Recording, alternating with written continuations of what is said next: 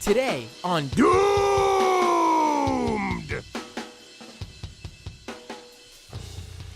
If you could believe it, the situation in Gaza is honestly just becoming even more bleak. As Israel is warning the over 1 million Palestinians who've been herded into the southernmost region of Gaza to basically evacuate as they prepare for a ground invasion in Rafah. Where will these more than 1 million people evacuate to after being told by Israel this is the place to evacuate to previously? Your guess is as good as mine, honestly. And I honestly really worry about what we're about to see in the next days, weeks. I don't even know.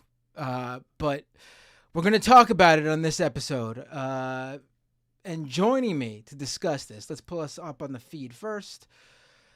Welcome back to the show, Mohamad Habehh he's the Director of Development with the American Muslims for Palestine. He's a Palestinian-American community organizer.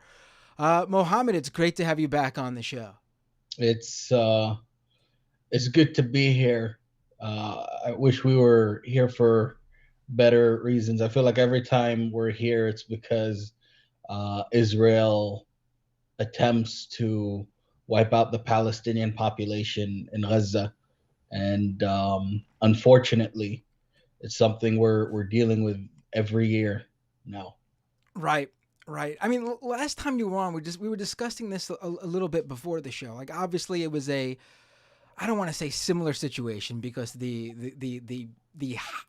heightened everything, attack, assault, bombing, everything is way different. But there was, it was the last time there was an outright, I don't even want to use the word conflict, but there was another situation in Gaza involving Israel invading Palestine, in Gaza. And you were here, and I had titled the episode because the discussion was about this, and it very much was a reflection on what we were seeing in, American society. And I had mentioned in the title, like, the turning tide on Palestine. And, it was true. There was a real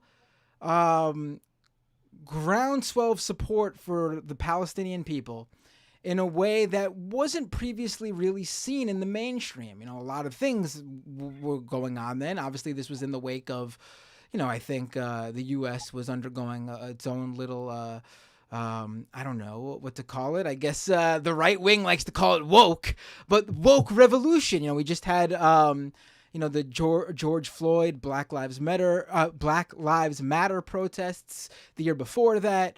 Some Americans were starting to realize, I guess, what their privilege was all about. So we were seeing that, but as we talk today, that's not different.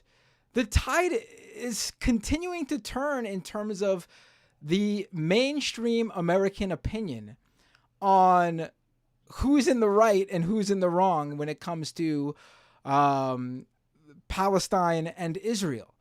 Mm-hmm. We are seeing more people support Palestinians than ever before. I really do think so. I think it's just, you could just see it even in polling, where something like 80% of registered Democrats are support Palestinians, and a lot less support what Israel's doing. And I think, we could parse that or whatever, but I think it is a huge difference than what we've seen just, years before that. But with that turning tide in the opinion, unfortunately, that's not being reflected in American policy. It's not reflected in the people leading the government, leading the country. I think, at least in my lifetime, I'm, pushing almost 40 years old in a couple of years. It's what we're seeing today is honestly probably the worst we've ever seen it. The death toll is, it's, what is it now? Almost 30,000 people. The vast majority, innocent men, women, and children. Hmm. I believe children alone, it's somewhere around 10,000, if not more, dead. I mean, the situation is just like, as much as it feels nice to see those polls and see so much support online, it's just not translating to real world action. And like on the flip side, what's actually happening to the Palestinians in Gaza has, I mean, it just never been worse. I mean, I guess you could compare it to the Nakba, but that's going back how many decades now? Yeah, yeah, going back 75 years, almost 76 years since the original ethnic cleansing of the Palestinian people, we haven't seen crimes of this level. You know, this is what's going on now in Gaza is comparable to some of the worst atrocities, not only that the Palestinians have seen, but the whole region and the whole world has seen. What is going on in Gaza is so despicable that many countries are calling out not only Israel but calling out the U.S.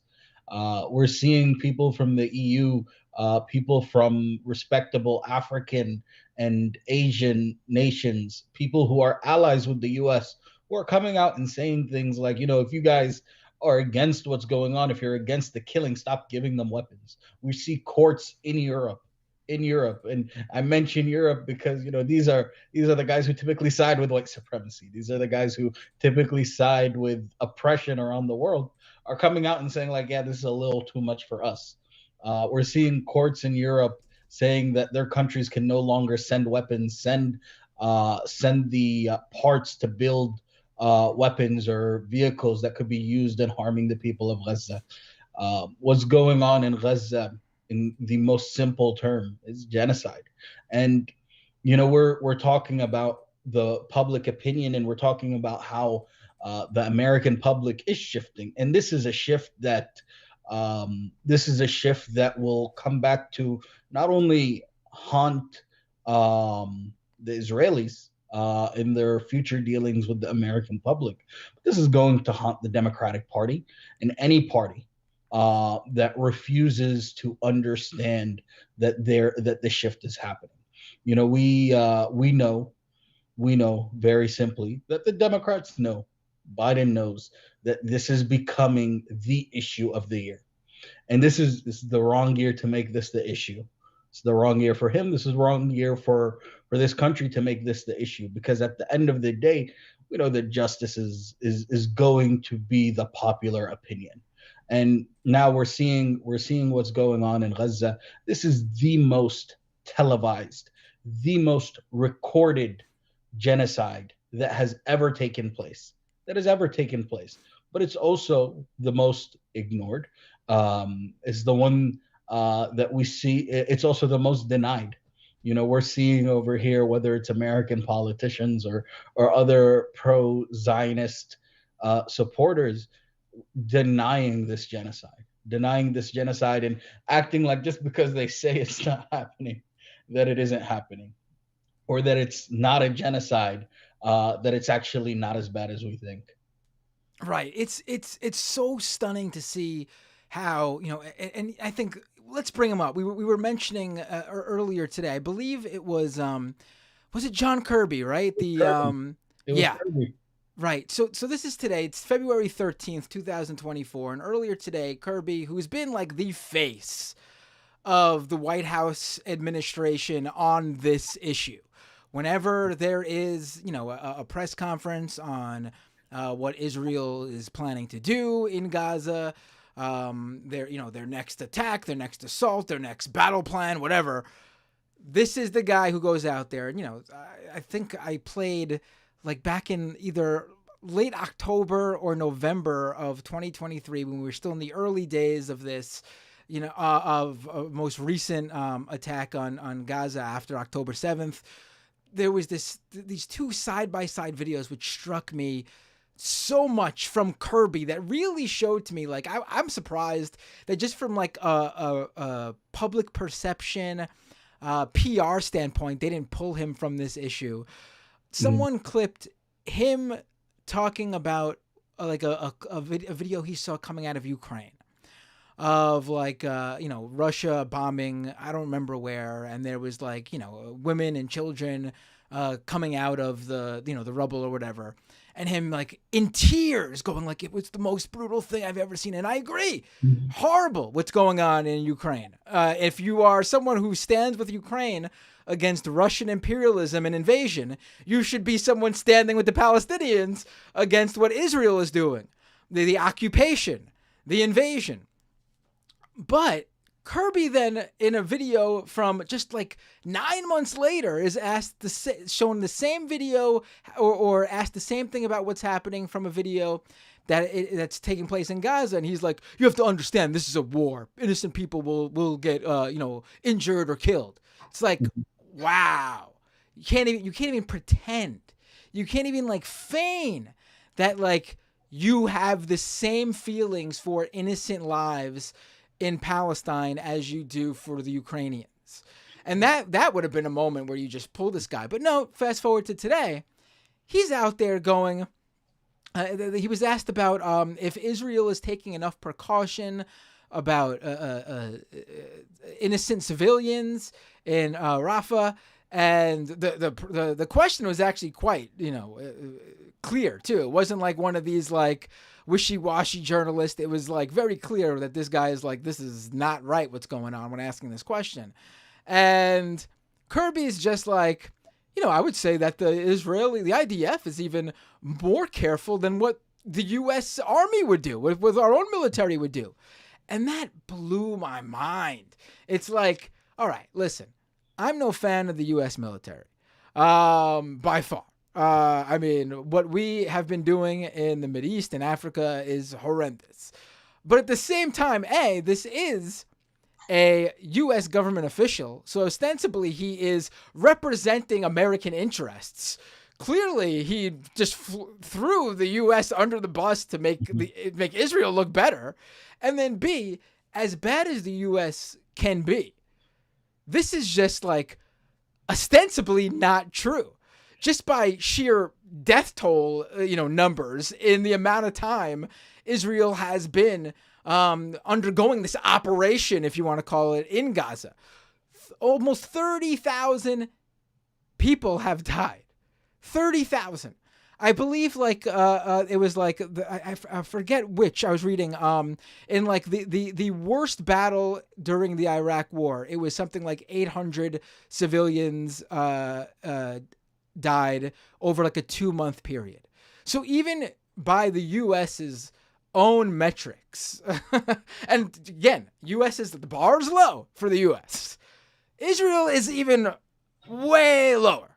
So it was just like, what are you trying to, like, are you gaslighting us here? Like, and throwing your own country under the bus to boot? Mm-hmm. In the first 6 days after October 7th, the Israeli military dropped about 6,000 bombs on the Gaza Strip. The Gaza Strip, which is comparable to the city of Philadelphia, no bigger than the average American county. They dropped 6,000 bombs. Compare that to the U.S. and Afghanistan, who dropped a similar amount in a year. Afghanistan, whole country, compared to the Gaza Strip, which is about 30 miles. But in addition to that, I also will never put anything past the American military. But I think when you have to compare bad guys to yourself to make them look good, it's a problem. And you'd hope someone who works in the government or someone from the administration will have a little bit more pride. But I think what's bigger and what's coming more to the forefront now is it's very clear within the administration, within this specific administration, and we're people who we can call out bad when we see it, no matter who's doing it. It's very clear that Joe Biden and those around him don't see any value in Palestinian lives. They don't. For any American politician to bring up issues about whether it's hostages or whether it's anything else regarding Gaza, and to not talk about the innocent life that we're seeing. We're talking about over over 12,000 children killed. 12,000 children in the early months. In October and November, they were talking about how big of a humanitarian crisis this is. How more kids have died in Gaza than in any other military function in years. And here we are now in February, where it just gets worse. They're talking about they spoke about Rafah. We're talking about Rafah now. Um, Israeli sources coming out and saying, "Oh, the bombing was actually a distraction, so we could get some hostages out." You killed 100 people, 100 people as a distraction. That doesn't make sense. And when we're talking about when we talked about 2021, the reason why the conversation over there was different is because we saw within a few days, within about 11 days, the president Biden at the time was able to haul in the Israeli government. He was able to get them in check and get them to stop. Here we are now, where he has decided to let them go free reign. And they keep telling everyone, "Oh, there's nothing we can do." We're talking to them. We're letting them know. They're leaking things like, "Oh, Joe Biden is cursing out Netanyahu in the Oval Office." That does nothing for us. That does nothing for us. Meanwhile, we're seeing actual cities, regular cities like Chicago, Minneapolis, cities across this country that are calling for a ceasefire. Some of them, in the case of Minneapolis, saying stop aiding Israel in a moment like this. We're seeing more moral courage, more understanding of actual problems coming from mayors and council members of everyday America than the president of the United States. Right. I mean, it's just ridiculous to say like, oh, we hold no power over Israel. Please, you give Israel billions of dollars. You're specifically. I'm not even just talking like, oh, over the years the norm is to give. No, specifically funding this action that Israel, this whatever you want to call it, mission, invasion, genocide that Israel is undergoing in Gaza. You're specifically funding it. You can at the very least say you're going to do this our way or no more money, no more funding. That's the very least. And you know what else, Matt? Another thing that many Palestinians have noticed, every time, the Secretary of State, Blinken, goes and meets with the Israelis, the response afterwards is so much more worse. They get afterwards, we're seeing hospitals attacked. We saw after this past trip the attack on Rafah. After the U.S. said we don't support an attack on Rafah, we see after Blinken leaves, there's an attack on Rafah. So we see actually when the Americans do get involved, it just gets worse. It gets worse and worse, and we know that, and this is something the Israelis are saying. This is something that other people who are involved in the negotiations are saying. We know that Netanyahu is stalling. We know that Netanyahu is stalling. He's taking his time to the point where even in the negotiations today, Israeli media was saying that they refused to even send some of their head negotiators because this was a listening only session.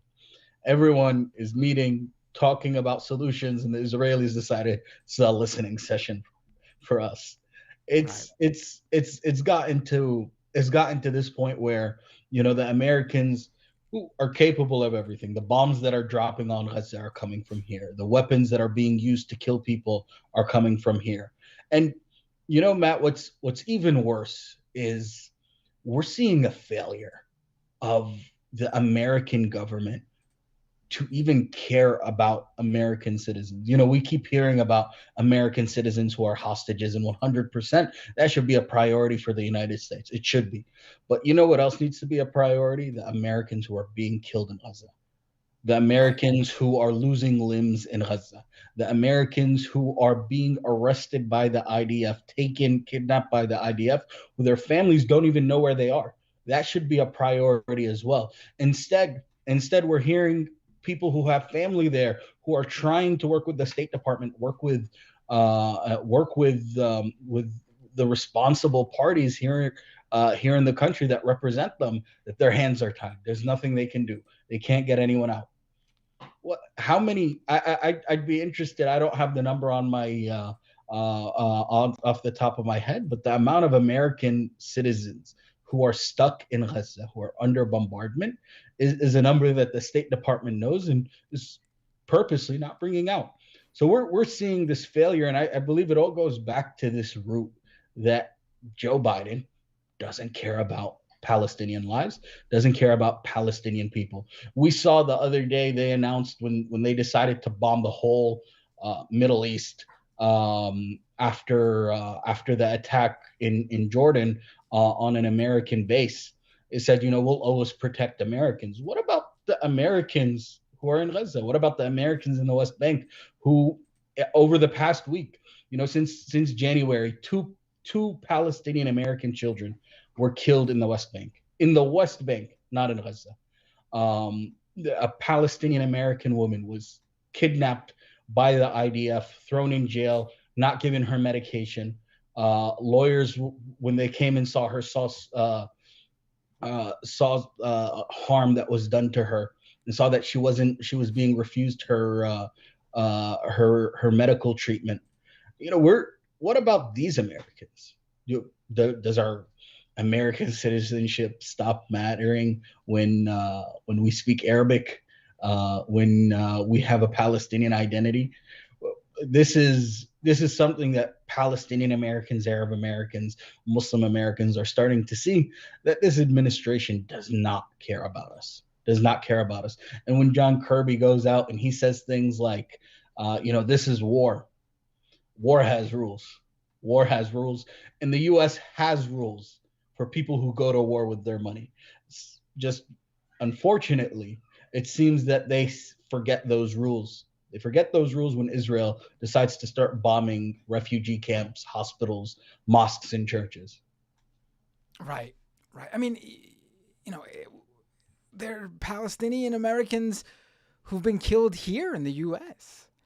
And the reaction to that, and it's just been so blasé from the administration as well. Just like they don't seem to even care how they present themselves and how they put forth how they feel about Palestinian lives spreads and foments among people who have terrible intentions and thoughts and go out and act upon them.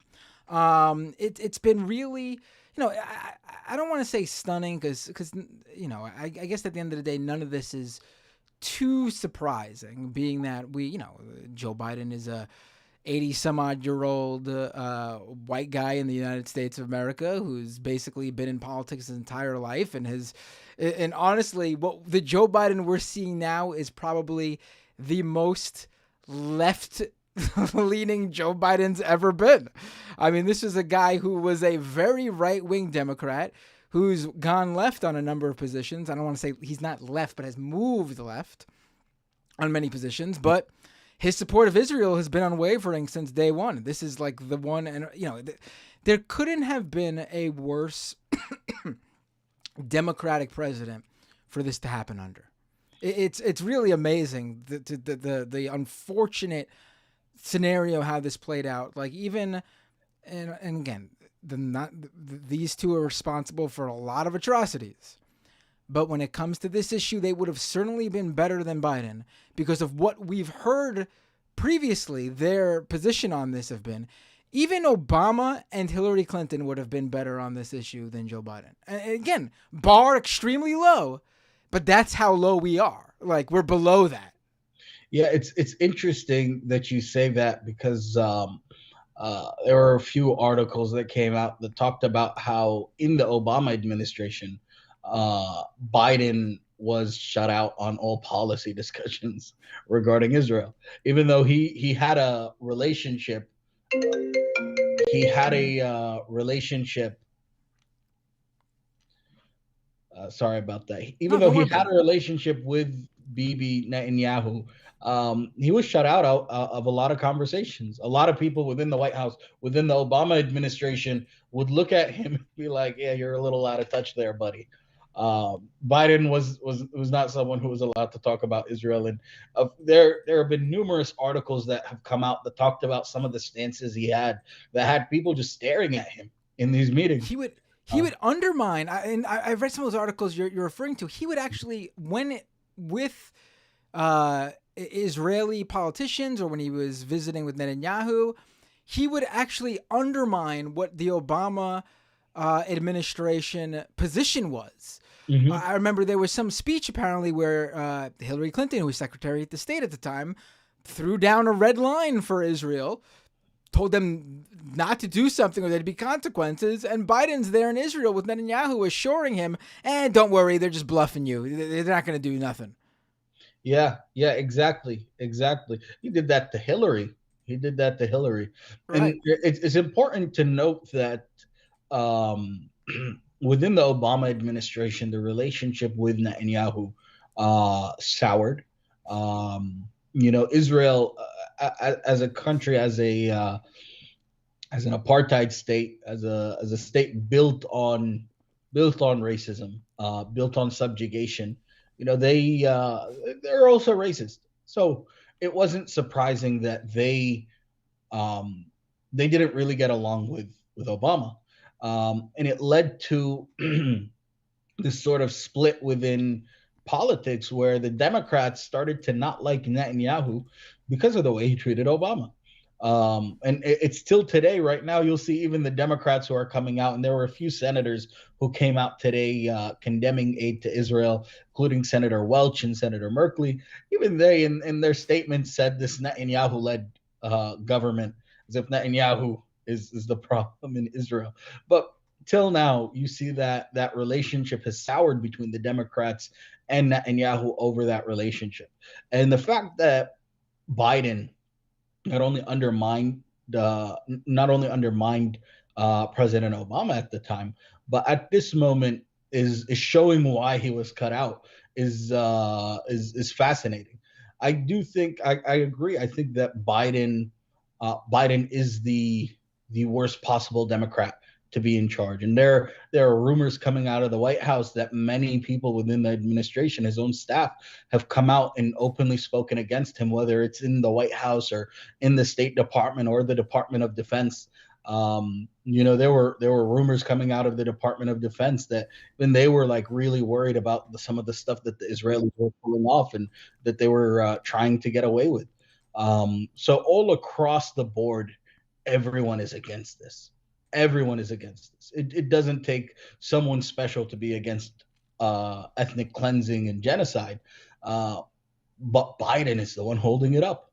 Biden is the one holding it up. And why is that? Because he's told the Israelis he's not going to enforce anything against them. They say we don't want you to go into Rafah until we see a real plan. Well, reporters start asking them, well, what are you going to do if they go into Rafah? We're having conversations with them about that. No teeth, nothing. They Right. don't want to put anything in. And it's interesting. In September or August of last year, there was an article that came out that talked about how President Biden would be the last Democratic president who supports Israel or is this close to Israel. Right. And they're milking that for everything they can right now. Right. Yeah. I mean, it's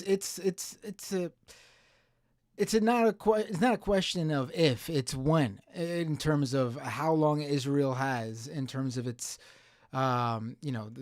government's stranglehold over our government. Um, Unfortunately, though, the people in Gaza don't have that time.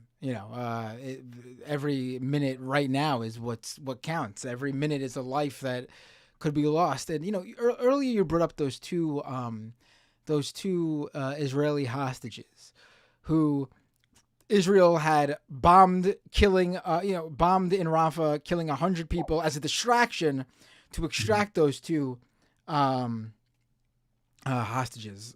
Um, you know, we know because there were discussions that Israel could have gotten those two hostages along with all of the other hostages if they agreed to the ceasefire that was in discussions. But they refused and preferred to bomb and kill 100 people just to extract two hostages. And I use the word extract purposely, not save, because these are actually the first two hostages that Israel has gotten out of Gaza by something they did. Mm-hmm. Every other hostage that's been released has been under Hamas releasing children or elderly women hostages. The ceasefire that happened around Thanksgiving here in the U.S., where there was a trade for hostages. Because remember, Israel has however many hostages Hamas has, Israel has tenfold Palestinian hostages from years and years and going back years and years and years, just so anyone who thinks that this just started back in October understands that's not the case. And then on top of that, the hostages who have died in Gaza, as far as we know so far, every single one that we've confirmed have been killed in Gaza has died from the IDF's hand, whether it was through bombings or they were those three hostages who actually had escaped wherever they were being held and ran up to IDF soldiers asking for help, and they shot and killed them. Waving a white flag. Waving a white flag. Waving a white flag, right. So to be clear here, like, Israel is endangering the hostages here. Like, yes, Hamas is holding them. We don't. People love to play these word games where, oh, if Hamas didn't do, yes, Hamas is holding them. Sure, they wouldn't be there if Hamas didn't take them. Okay, fine. But we're also like how many months into this now? Hamas took them back in October. At this point, the hostages that are there, it's clear Hamas is not going to do anything to them. They're using them as leverage to make trades, to get hostage negotiations. Those people's lives are only in danger based on what the IDF is doing in Gaza. Hamas is not going to execute them. I think that the point you bring up, Matt, is really important. And this is something that's often ignored in the discourse. The hostages have been offered in numerous deals, and the Israelis keep rejecting the deals. There was a video that came out earlier today or last night, where someone was confronting the mayor of New York City, Eric Adams, and they were asking him, how many Palestinians have to die before you call for a ceasefire? And he said, bring back the hostages. The hostages have been offered in numerous deals. Israelis are refusing these deals. These are mediated by the United States, by the United States partners in the region, such as Qatar and Egypt, for people to keep bringing this up as if there isn't a solution that everyone can get behind. Is very, very disturbing. And what's worse is, you begin to wonder why are people trying to normalize this understanding that a Palestinian life isn't worth the life of a hostage. 30,000 Palestinians need to die over hostages. That's not fair. Of course, human life is valued no matter what it is, no matter whose life that is, and there should be a deal that is made that will keep everyone happy and everyone safe. But the truth of the matter is, one side is killing off everyone. One side has destroyed Gaza, and what's even worse is, we're seeing the level of depravity in the situation where The things, the horrors that we are seeing in Gaza are beyond understanding. We talk about the big numbers. One of those numbers was a 6-year-old girl by the name of Hind, who was in a car with her family, with her cousins and with her uncle and aunt. And when they finally reached this girl had called the local emergency line asking for an ambulance to come help. Earlier, her cousin had called saying that next to their car was an Israeli tank and that it was firing at them. When the EMTs finally got to the car, the ambulance was blown up. The EMTs were killed. When rescue workers finally got to where Hind's car was, or where she was, a 6-year-old girl, everyone in the car was found dead. Bodies were rotting. They found the bodies of the EMTs, a destroyed ambulance nearby. And if anyone is wondering what happened, the car was blown up and had a bunch of had bullet holes all over it. Only one group capable of doing that. It was the Israelis. This is what Israel is doing. This is what they're doing. This is who they're killing. They're killing families. They're killing children. They're killing women and elderly. There was another video today of a man who was sent into a hospital by the Israelis. He was a prisoner of the Israelis. He was sent in to evacuate the hospital, telling people to get out. They found his body same day, not too far from the hospital, with bullet holes in the back of his head. There are going to be horrors that we find out about after this is all done, that have taken place in the north, that have taken place in the center of Gaza, that we don't know about. That when we hear, people will be discussing this in decades to come, saying, how could they have allowed this to happen for so long? How could they have allowed American money, American taxpayer dollars, to fund these types of attacks? The same way that we look at some of the worst atrocities in history, and we wonder, how did people let that happen? That is how people are going to look at this moment. That's how they're going to look at what happened in Gaza. Absolutely. Yeah, I was reading about that story, and like even I was just imagining like the final moments of her life too. A 6-year-old kid, and she's in the car, obviously, with all of her relatives are dead. Like that's what her final moments were surrounded. She was alive, alone in that car, asking for help. And the people who went to help her were even killed.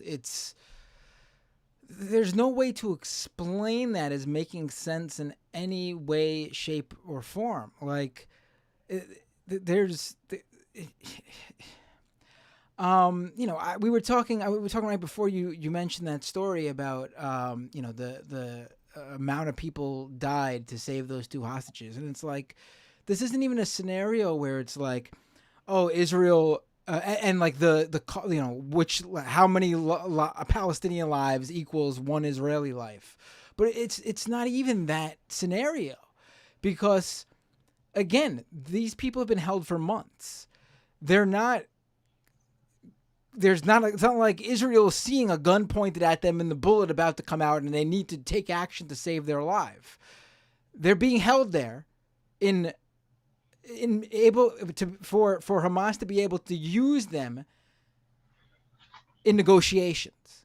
They need them alive.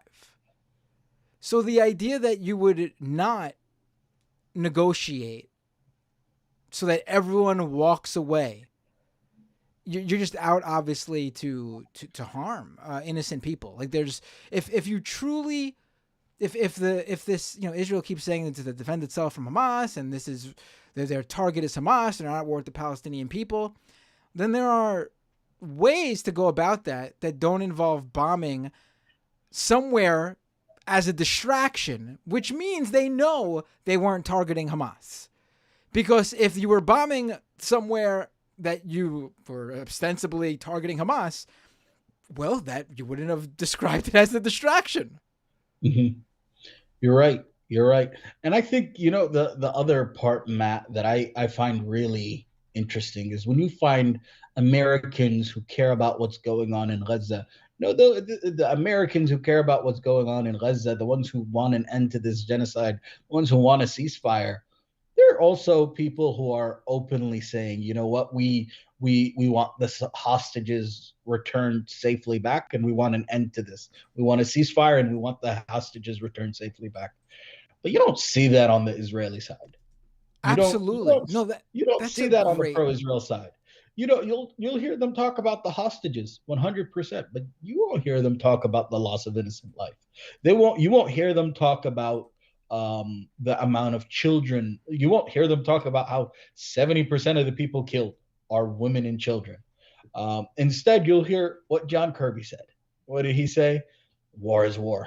People are going to die. right. That's what we get from the American government. And we mentioned earlier, and I think this is important as the U.S. is now trying to find a way to get this big package of money sent over to the Ukraine and Israel and the border and Taiwan and all this. We're seeing a lot of conversations about this, about how they're trying their best to arm Ukraine, and they're giving them billions of dollars, and they're giving the Israelis billions of dollars. It's only here in the U.S. where they will be supporting a group that is trying to withhold an occupation and stand against an oppressive neighbor, while also funding an oppressive group that that is committing a military occupation and runs an apartheid state. It's a very interesting way to spend your money. Almost $100 billion being split to stop a bad thing going on in one country and to support a bad thing going on in another. Right. Right. It's that's the point you brought up before is a really good one, I think, and people should realize that when you look at people, pro-Palestine people, and you look at pro-Israel people, and where their concerns lie, you very rarely see someone who is on the pro-Israel side concerned about innocent Palestinian lives. It's just that simple. You could just look online. They, and I mean, listen, there are, I'm sure, people out there, but I'm specifically talking about the vehemently pro-Israel people, the people who put the flag in on their bio on social media, and they're constantly out there talking about Israel has to do this and that for the hostages, like you mentioned. But you won't find, people on the pro-Palestine side say that they don't want those hostages safely released, because they do. And I think part of that is also because they know how it is, because Palestinians have been held hostage in Israel for years. And it's we don't want that on any side. We want all people, regardless of where they're from, what their background is, to be able to live safely, with dignity, with respect, with full rights. And we just don't see that for one group of people. Well before this current situation in Gaza, we have not seen that. I saw an article just the other day from September of 2023, just a month less. It was less than a month before Hamas's attack on October 7th. And the headline was 2023 marks the most brutal year for Palestinian children at the hands of Israel in like a decade or something like that. Mm-hmm. That was before October 7th. Yeah, Before October 7th. that's a great point, Matt. This is something that we were talking about. People who organize in the space. 2023 by September was the bloodiest year ever for Palestinians. We saw Palestinians across the board being harmed by Israel. We saw attacks not only on the holy Masjid al-Aqsa, but we also saw attacks on the holy churches and on Palestinian Christians and Palestinian worshippers across the board. We saw some of the worst repression ever, with the growth of settlements, with the most far right Israeli government in a while promoting this stuff. And we saw, even before October, the Israeli government was doing some heinous stuff. It was to the point where even in the U.S. they weren't meeting with some of these dudes from how bad they were. So I think that's something that's often missed from is ignored in the discourse. But I do think that one thing, in a moment like this, where it's very heartbreaking. You run out of words when seeing the atrocities that are going on in Gaza. We're saying 30,000 people dead. That number is definitely more. Over 100,000 people have been killed, are missing, or injured in a moment like this. Tens of thousands are orphans. The situation in Gaza is something that will take decades to rebuild from, if they're allowed to rebuild in the first place. We know that the Americans today in one of the press conferences, they were talking about, well, when will Palestinians be allowed to return to their home? Oh, we don't have a timeline on that. When will Palestinians be allowed to return to the north? We don't have a timeline on that. So in a time like this, it does it looks bleak. It's something that's really disappointing, and many of us could easily lose hope. But I think in a moment like this, for me as a Palestinian American, a person who organizes, a person who has spent his life as someone who has had to deal with the repercussions of Israeli apartheid and Israeli oppression, I see a lot of hope in a moment like this. And you know where that hope comes from, Matt? That comes from just in November, over 300,000 people came to the streets of Washington, D.C., and held one of the biggest rallies ever in support of Palestinian rights. And then a few weeks later, January 13th, we came back again. 400,000 people marched the same streets in support of Palestinian rights. We talk about companies like Starbucks, who lost $11 billion in the final quarter of 2023 over discussions with their union over Palestine. Groups like McDonald's, who as a company doesn't support Israel, but the franchisee in Israel was giving out free meals to the military. We saw them as well lose billions of dollars over this, to the point where even in countries like Australia, they're losing money over these boycotts. We're seeing groups like Puma and all these other groups that are on the BDS list losing money and feeling the consequences of supporting or from benefiting from the Israeli apartheid state. We're seeing in a moment like this, the Congress being revolutionized, where we're seeing so many calls come into Congress that staff members in Congress have become pro-Palestine from how much they've been hearing, from how many facts have been spewed to them over the phone.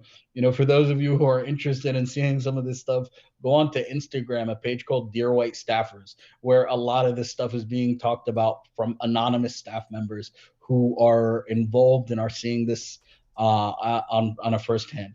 We're seeing a lot of potential for change in the future. But I think in a moment like this, where we're seeing the stats show some amazing things, where Democrats, even Republicans, are calling for ceasefire, where they're saying, where many Americans are now saying aid should not be given to Israel, where over 50% of Democrats agree that what's going on in Gaza is a genocide. And even more of them who supported Biden in 2020 think that what he's doing right now is not enough to end the bloodshed in Gaza. With all these stats, it's in moments like these that you double down and you continue the work. in any way you're capable of doing it. And in a moment like this, I I feel the pain in Gaza. Um, my friends, family, who are dealing with this on a personal level, I feel that. I do. But I think that the only way for us to be able to change what's going on in Gaza is to not let their pain go in vain, not let this genocide continue. And the only way for us to do that is to double down and get this work going. Right. Right. That's extremely well put. Yeah, I don't. I can only imagine too. We were just talking about before about when or if people in Gaza will be allowed to go back to their homes. Like I imagine, like if Israel does get its way in what we've heard from various members of Netanyahu's cabinet, that they want to just full out clear Gaza out of any Palestinians, full on ethnic cleansing. If anything like that was to occur and Palestinians were pushed out, I mean, I could imagine that being an even more radicalizing moment for people all across the world in terms of what's going on, because then it's crystal clear. Like, obviously, it should be crystal clear now, but you could still hide under the auspice of, oh, it's, there's war for the hostages, to save the hostages. But if you're just purposely pushing out civilians from where they live, I mean, there's no even, fictional argument you can make up for that. It is what it is. I mean, I'm sure someone will find some straight up bullshit way of arguing it, but I think the majority of people will not go along with that. But yeah, I mean, it is really amazing to see just how things have gone in terms of the public perception of everything. It's not something I would have imagined seeing just in like even the mid 2010s. It's really stunning to watch, and I think people need to understand that, like, the action that you and your organization and activists of all types who are out there on this, I really do think what they do works. Everything, even the civil disobedience and the disruptions, you'll see the media and the naysayers, poo-poo on it or whatever, not understanding the long history of the sorts of activism and direct action. But I mean, it's crystal clear that most people see this type of stuff and they at least say to themselves, what's going on here? They're interested in finding out why people are doing this. They're not going, oh, I'm going to be 5 minutes late to my appointment. Most people see what's going on and view it as, at least here in New York. That's my experience with, activism in New York City. Most people just are used to it, or they want to know what's going on.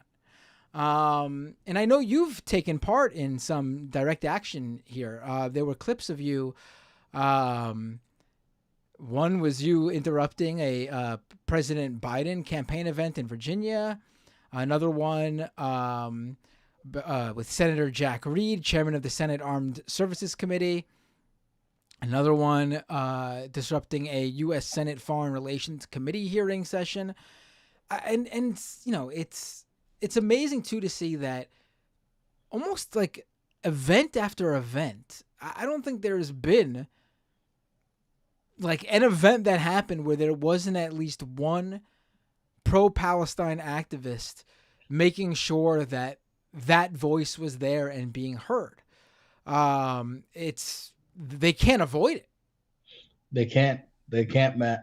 And it's like you said, it's every event, and it's no matter who they are, whether they're a member of Congress, a senator, the Secretary of State, even the president.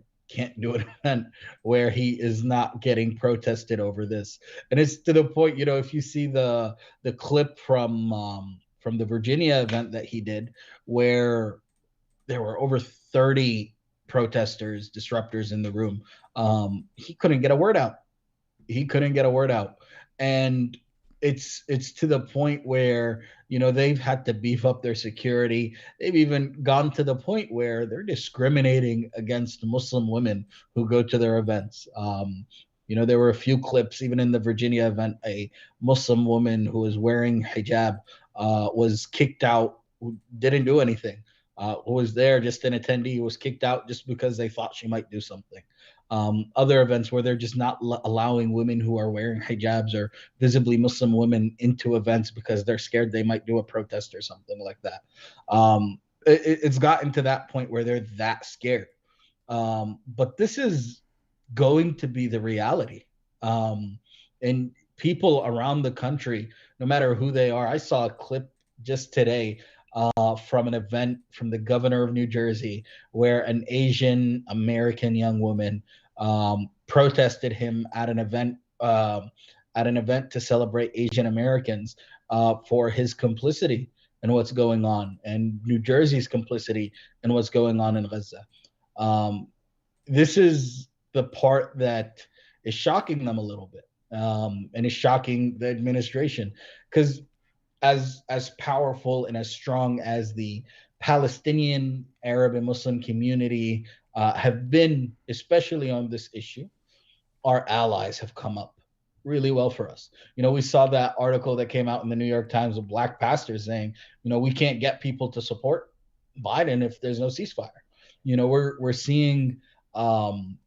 We're seeing this across the board. People like to say, oh, right now the focus is in Michigan, Arabs are not voting for Biden. In Michigan, the Arab community doesn't want to vote for Biden. But if you look across the board, young Americans as a whole don't want to support him as long as he's doing this. Young Americans as a whole care about this issue and are fighting back against this issue. And we're seeing this across the board. And I think this is a moment where, we as Palestinians are very proud of, our allies who are stepping up in a moment like this. Young Jewish Americans, young Black Americans, young Asian Americans, and Americans of all creeds and backgrounds have come up big in this moment. And this is, I think, the thing that shocks the pro-genocide crowd the most, that our bloc, our anti-war, anti-genocide bloc, our pro-Palestine bloc is intersectional. Yes. Everyone is under this flag, and everyone is going to do their part to help end the suffering of the Palestinian people and to bring an end to this genocide. Right. And to sort of make it explicit too, because a lot of people watching this show are used to the coverage of, white supremacist movements, far right reactionary groups, fascists. This is steeped in that. Like, this is the pro-Palestine side is the anti-fascist side here. People need to understand that what's going on is seeped in white supremacy. The attacks, the bombing of Gaza is seeped in white supremacy, from our politicians to just the factions in Israel that are basically in power there. Like Netanyahu, which is, it's so amazing to me. And I want to make it clear too, this isn't all about Netanyahu. I think it's wrong for people to I think, baby steps is to connect Netanyahu to Trump and how much he wants Trump to win and be in charge. So Trump would give him absolute free reign to do anything now and after.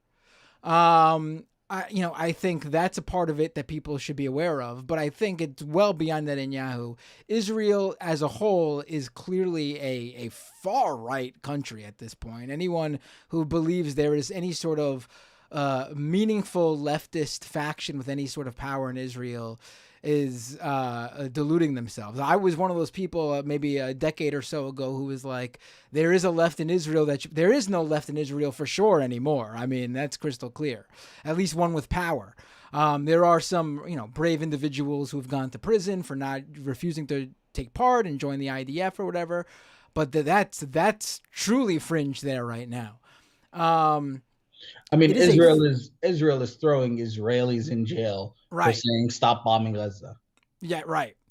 It is a far right country that openly is doing, its government is openly doing whatever it can to and Biden's happy to do it, which is amazing too. Like, if you care about creeping fascism in America, let's say you're someone who doesn't pay attention to what happens outside these borders, you just care about America. I think that's the wrong way to look at things, but there's a lot of people who do that. So if you're one of those people, the Israeli government, Netanyahu, wants Biden to lose the election. I mean, and Biden is happy to help Netanyahu help him lose the election. So if you're someone who's worried about Trump and creeping fascism and them instituting that agenda where basically the erosion of democracy, and it gives Trump all these dictatorship powers or whatever in the U.S., you're on the wrong side if you're behind what Israel's doing, because they want that here. They want it's just the line is drawn right there. There's a direct line between the two. So to be against what's going on right now, to be against the Israeli government, is anti-fascist. It is a position that upholds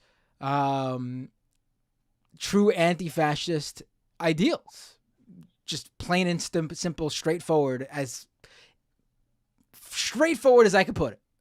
You're right, Matt. And I think, we're at a point right now where everything is really black and white.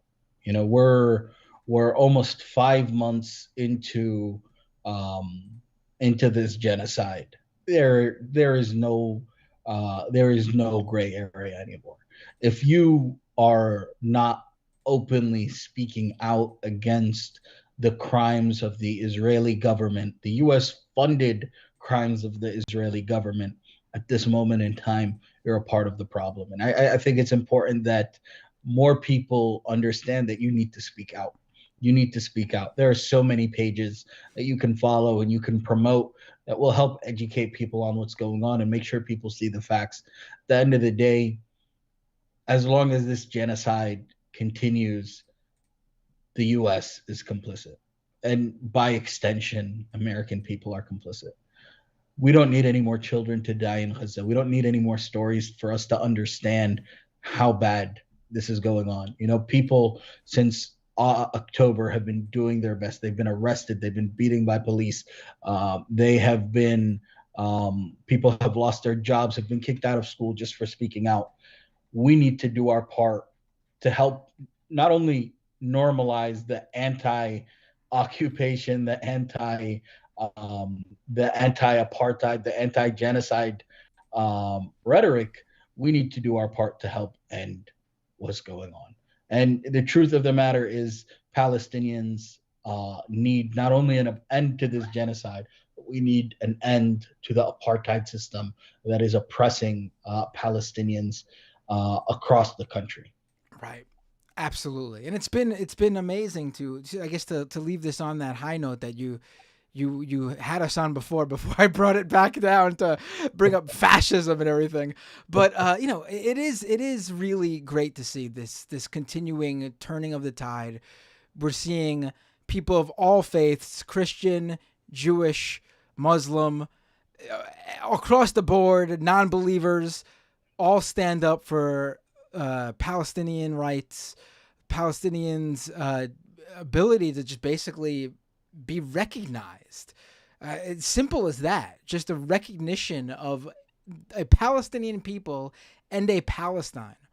And obviously, with the current situation, an end to the massacre and genocide of innocent civilians in Gaza.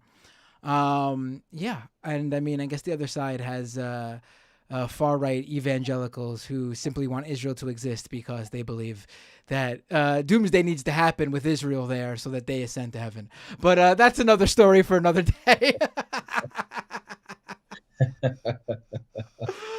You're Ah. you're I'll bring it back to what we were talking about, Matt, regarding where we're at.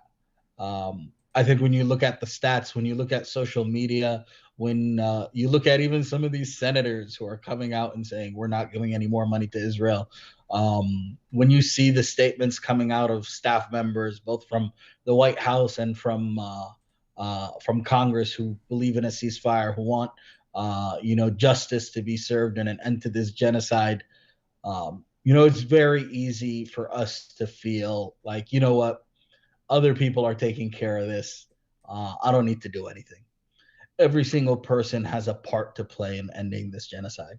Every single person has a part to play in ending U.S. support for, like you said, fascism, for apartheid, for occupation.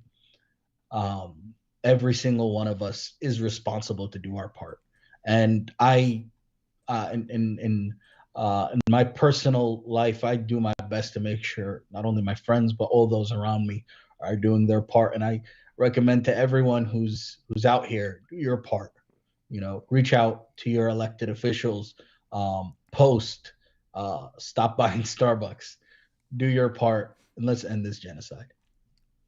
Mohamad Habehh with the American Muslims for Palestine. He is a Palestinian-American community organizer and the director of development for the organization.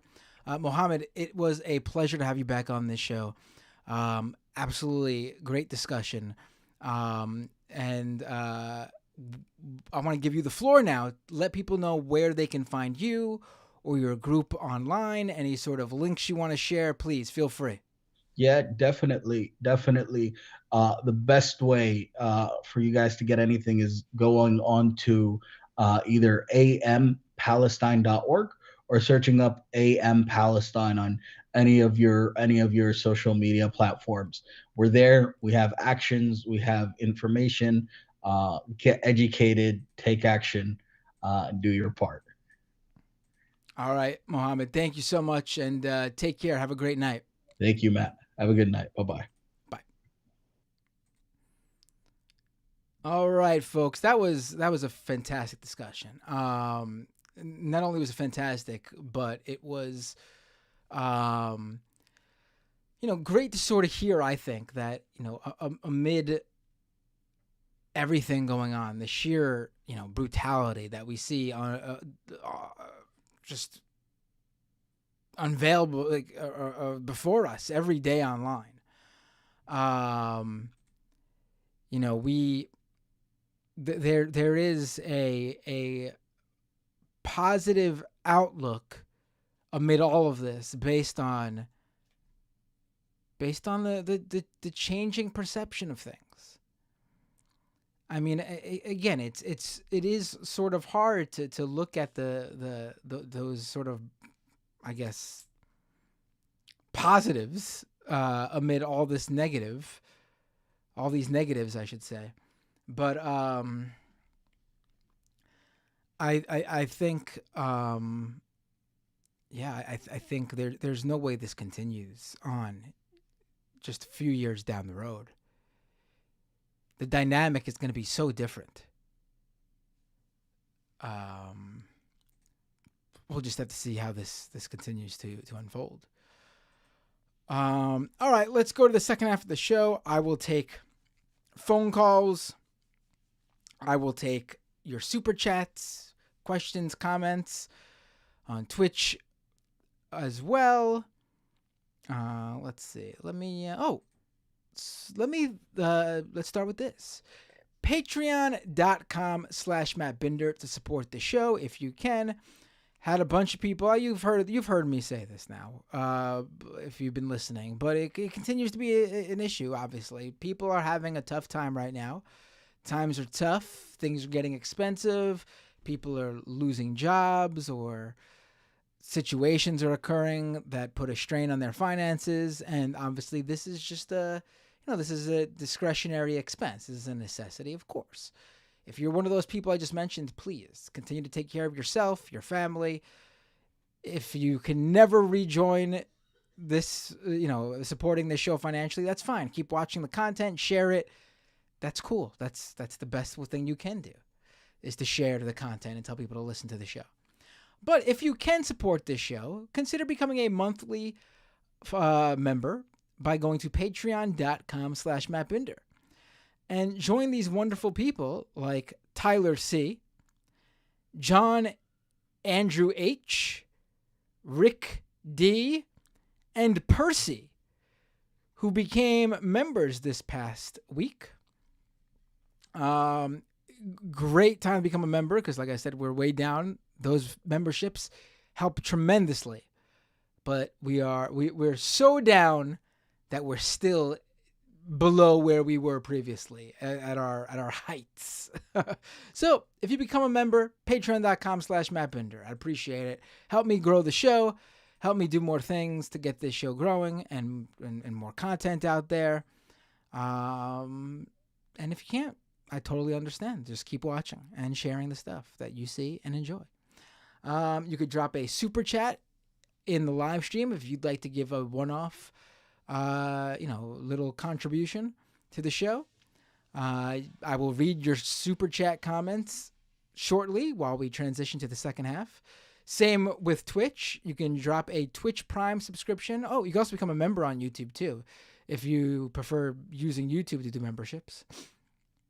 But over on Twitch, twitch.tv/MattBinder, you can connect your Amazon Prime account to your Twitch account, and you get a free Twitch Prime subscription every month to give to your favorite creator. I'm making things hard for me here, giving myself a tongue twister.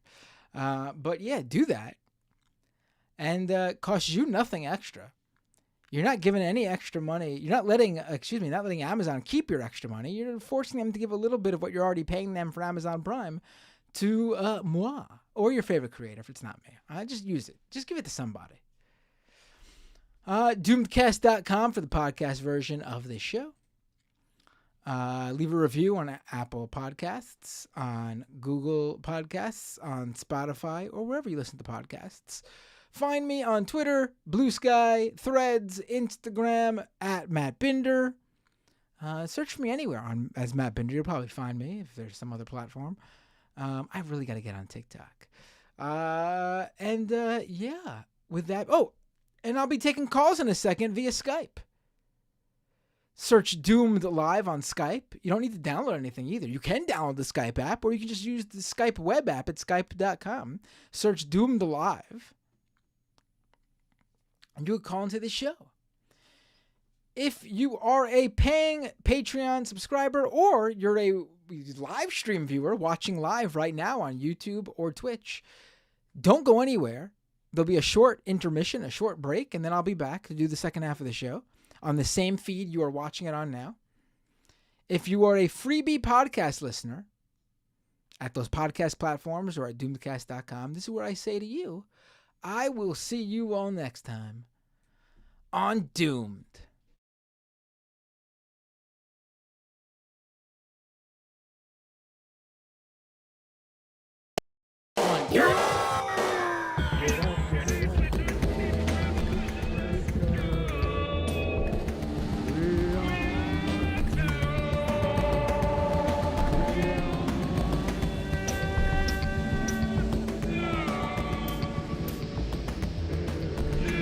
Ecological collapse,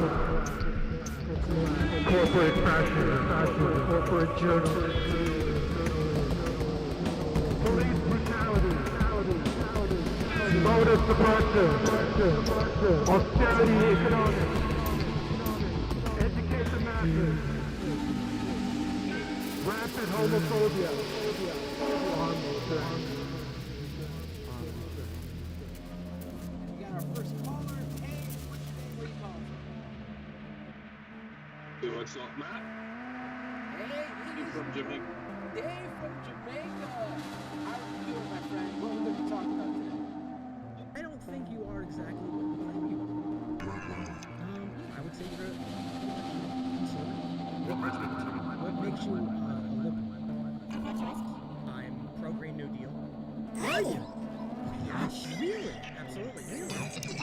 No, I have watched the show. I've seen you completely come out and get really mad at Alexandria Ocasio-Cortez for some of the things in the Green New Deal. You mean like free college for black people?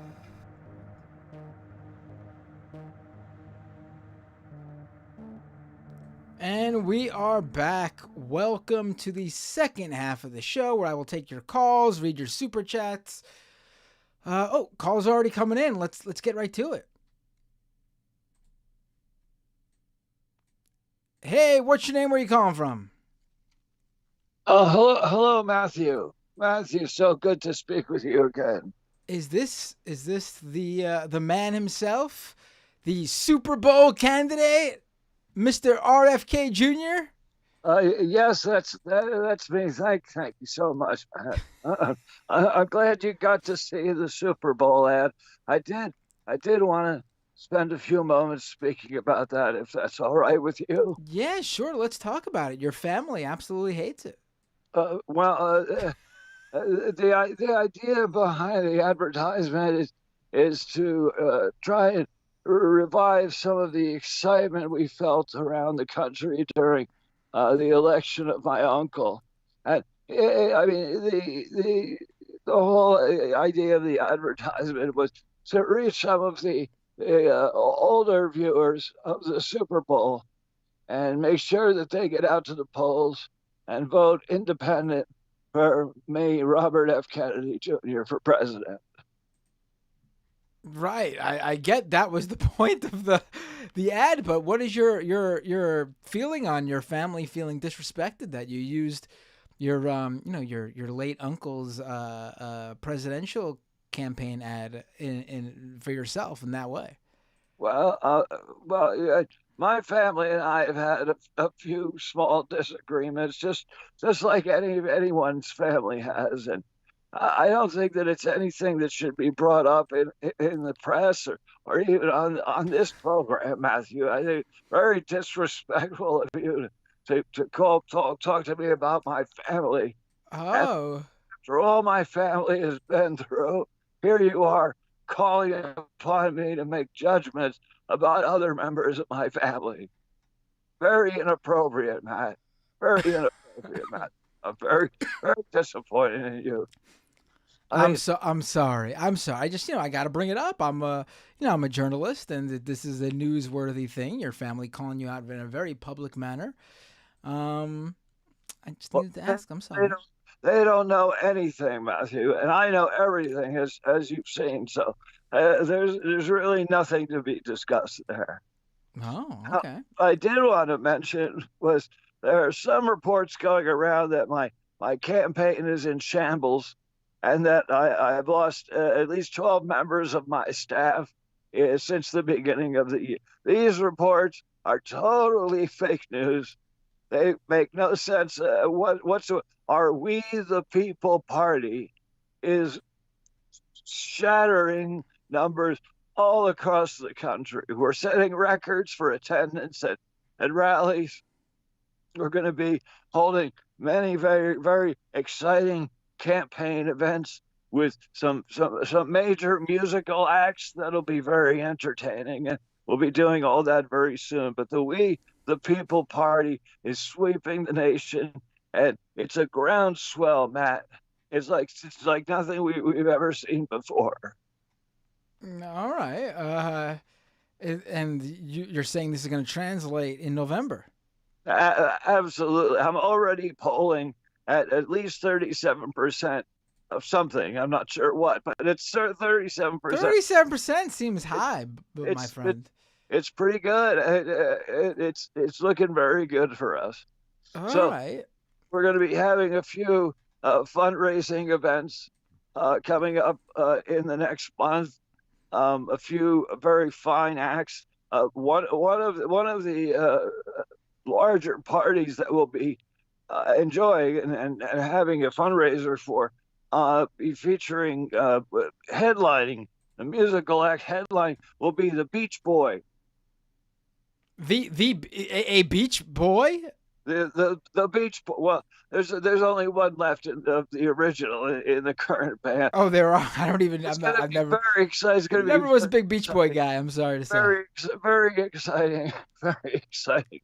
And we're getting Buffalo Springboard. They're going to be performing. Buffalo Springboard. Okay. As well as many I mean, it's really going to be a star-studded event that we're going to be holding very, very soon.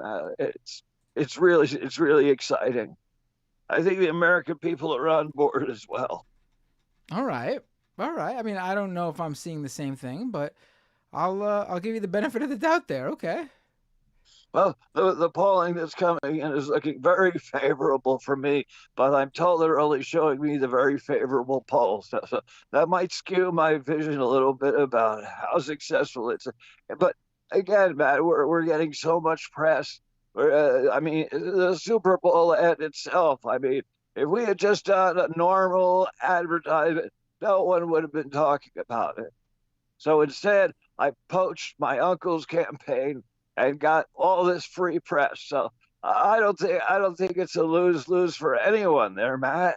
I think it's a total win-win for myself and for the American people.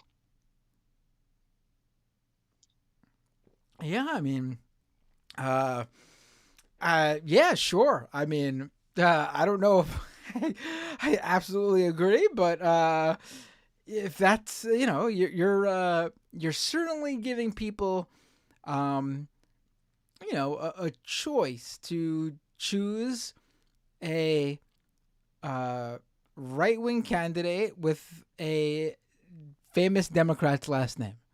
Let's put it that way. Well, you can look at it. You could look at it that way, Matt, if you want to, but you'd be wrong. You'd be absolutely wrong.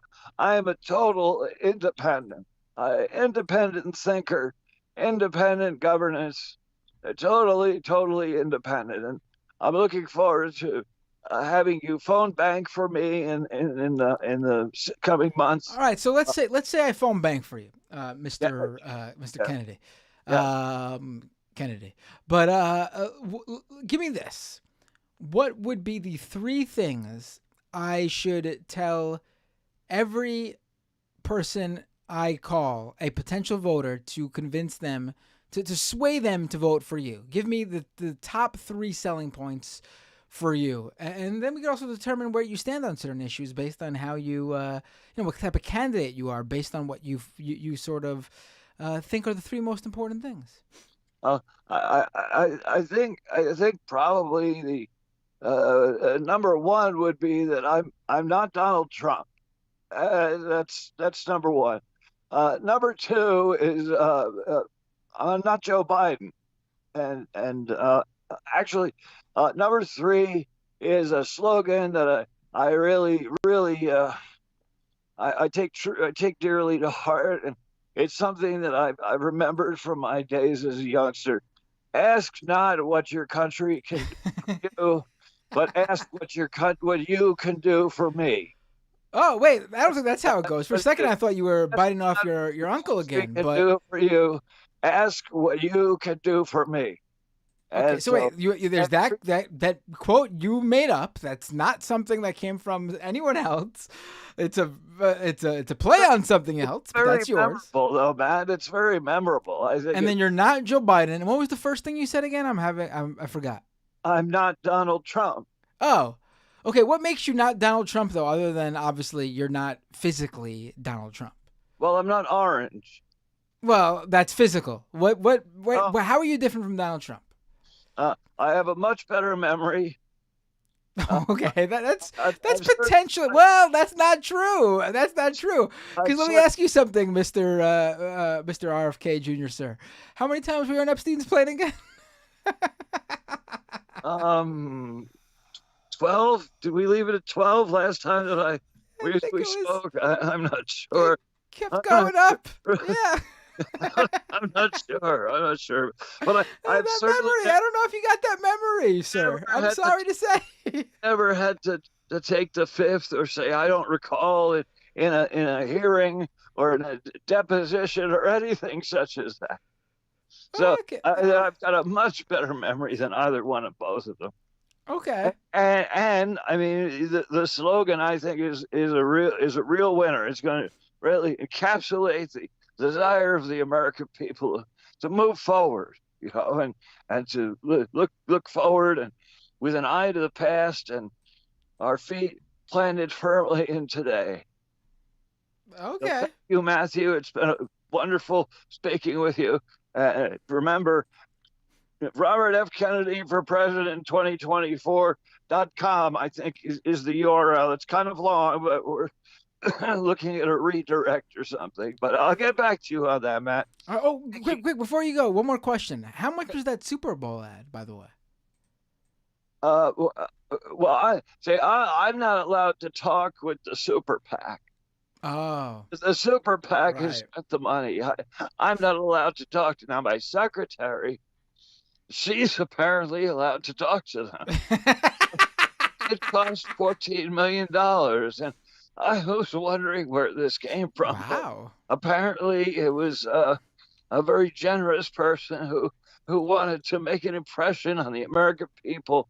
And we came up with that brilliant ad. I'm looking forward to winning a Peabody or whatever they give out for the advertisement. Anyway, thank you, Matt. You have a wonderful day, and God bless America. Have a great night, RFK Jr., sir, and I look forward to the coming months in the campaign. Thank you, Matt. Have a good night. All right, let's. Over in. By the way, some news. Right here in Queens and nearby Nassau County, Long Island, there was a special election tonight. For George Santos's old seat. Remember him? Democrat Tom Suozzi, who formerly held the seat before leaving it, and that's when the seat flipped to Republicans with George Santos. But Tom Suozzi has defeated the I don't know how else to describe her, but she was the candidate running to represent Israel. She had said that herself. Mazi Pilip, if I'm saying that name right. She was in the IDF, I believe. She was an Israeli citizen. But to me, the most, she's Republican. To me, the most baffling thing about her was that she literally had said when she was running was that she was running to represent Israel's interests. Which, Jesus Christ. I mean, come on. She lost, thankfully. Tom Suozzi is your basic, center-right Democrat. We don't get some leftist firebrand. He's probably very pro-Israel himself. Well, not probably. He is very pro-Israel himself. But if we're going to get someone who's super pro-Israel and someone who's pro-Israel, I guess we should at least have someone who isn't a right-winger on other issues as well. Or a full-blown right-winger. He'll be a basic Democrat. He'll vote along party line. Gives Republicans one less vote in the House, which is good for a myriad of other issues, obviously.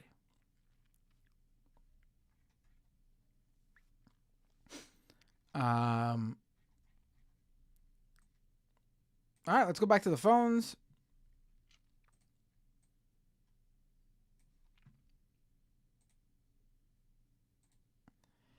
Hey, what's your name? Where are you calling from?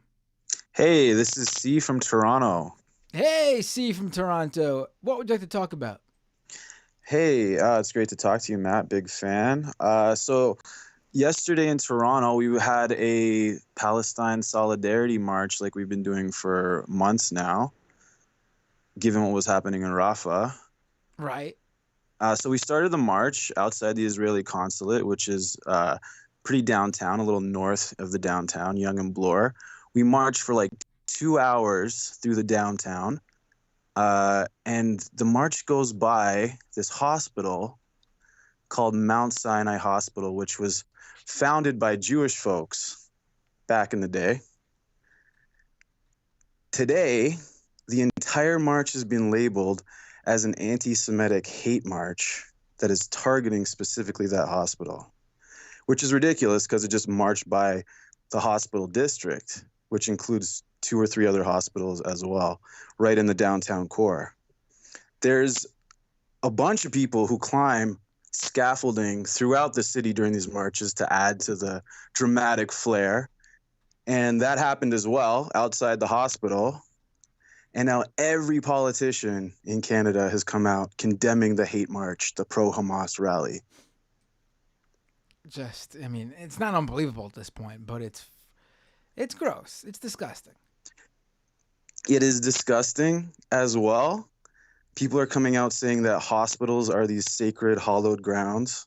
Right, but of course, what's going on in Gaza, where hospitals are being bombed, you don't see the same sort of steadfast standing up against what's going on.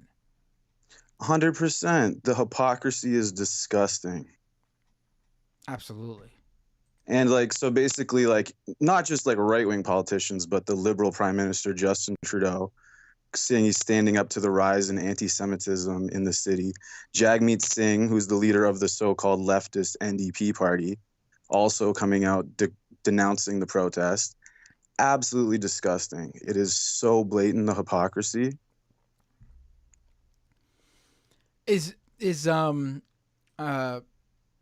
So they just denounced it. Was there anything more from that, or they're just They're bleeding all across social media and the Canadian press right now, saying how this is like evidence of the rise in anti-Semitism and denouncing all these protests, now needing more police presence to protect against anti-Semitism. So we're all very upset because, you know, we've been doing solidarity marches now for months, and the police repression is increasing all the time. There's like also flag drops over top of overpasses where the highways are, and police are now starting to ban them. Like the other day, there was about a dozen people over one of the downtown overpasses. A dozen people. 80 police show up and march in phalanxes to push them off the bridge. Like absurd level police repression happening in the city as well. Like I'm a local artist as well, and we threw a benefit show. I'm part of a hip hop collective called Rhyme Think, and when we put on one of our shows, about less than an hour into the show, 2 police officers show up, walk into the venue, come in. They say, I walk up to them and say, "Can we help you?" They're like, "Oh yeah, you know, we're just making sure everybody here is safe. We go to all these kinds of events just to make sure, just to check in." Oh yeah. So the police repression is really going through the roof, and they're intimidating venue owners as well, and it's really bad. It's the repression around this is just amping up more and more. And the irony about especially the overpass is that during the trucker protests back during COVID, there were hundreds of people with Canadian flags over top of all these overpasses across the country. Absolutely zero police repression or even checking in, any kind of warnings or anything. More than likely, the police would be out there supporting them, if anything. So the hypocrisy is just through the roof. Exactly, right? So we see just like the double standard, obviously, as always, between police repression of leftist protests versus right-wing protests. And the whole thing is just disgusting. All the politicians here are just absolute trash. And the neoliberals, they're just handing over the reins to the fascists by being so spineless and so clearly corrupted across the board economically, but specifically in relation to Palestine, which goes to the heart of so many of the issues that are the foundational aspects of the Western economies. Right. No, yeah. It's, you know, we're sort of seeing this obviously in every, it's not even just, honestly, it's not even just a targeting for this specific, you know, pro-Palestine movement. It's obviously just a sort of repression of any sort of ground-swelling grassroots movement, left-wing movement, um, civil rights movement, any movement protesting injustice. That's usually where they crack down, obviously. And then, when you get the truckers going around, because they don't actually pose a threat, because they actually are for, they would love a dictatorship, the right-wingers. That one, those never get really knocked down. They'll do what they need to during the COVID one, obviously, because of the health implications. But beyond that, if there wasn't that aspect of it, like you said, the police are on their side. 100%. Yeah, the hypocrisy is it's so blatant. And I think while it is some pretty dark times, like your guest was saying, the silver lining in all of this is how many people are waking up to not only the truth of what's happening and happened in Palestine over the last 75 years, but how much it's connected to the colonization of North America, the Anglo Empire that spread across the world, and how that power structure and that impunity to destroy brown people's lives for their benefit continues to this day unabated. Right. But thanks so much for taking my call, Matt. Thank Big you for the call. appreciation. I mean, it's good for you, by the way, to be out there and doing your thing and taking part. And thanks for the call and keeping me updated on what's going on. I always love when people call in from obviously anywhere I am not, but especially if it's somewhere like I don't usually cover what's going on in Canada, so it's good to have a voice from a listener's voice in from Canada. And feel free to call in anytime. This was great. Hell yeah. And it's the same shit up here. It's a neoliberal hellscape, and we seem a little bit less crazy because we're north of you guys, but it's very much the same shit happening here, just with some extra liberal sprinkles on top. There you go. All right. Yeah. Well. Yeah. Canada. People like to bully Canada, but sometimes it feels like it's deserved. No doubt. Take We care. are reprehensible. Take care, Matt. Left is best.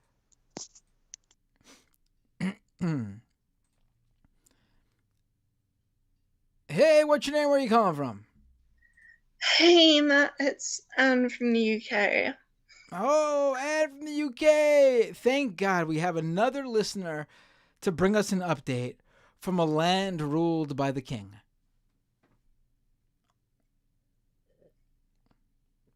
Hello?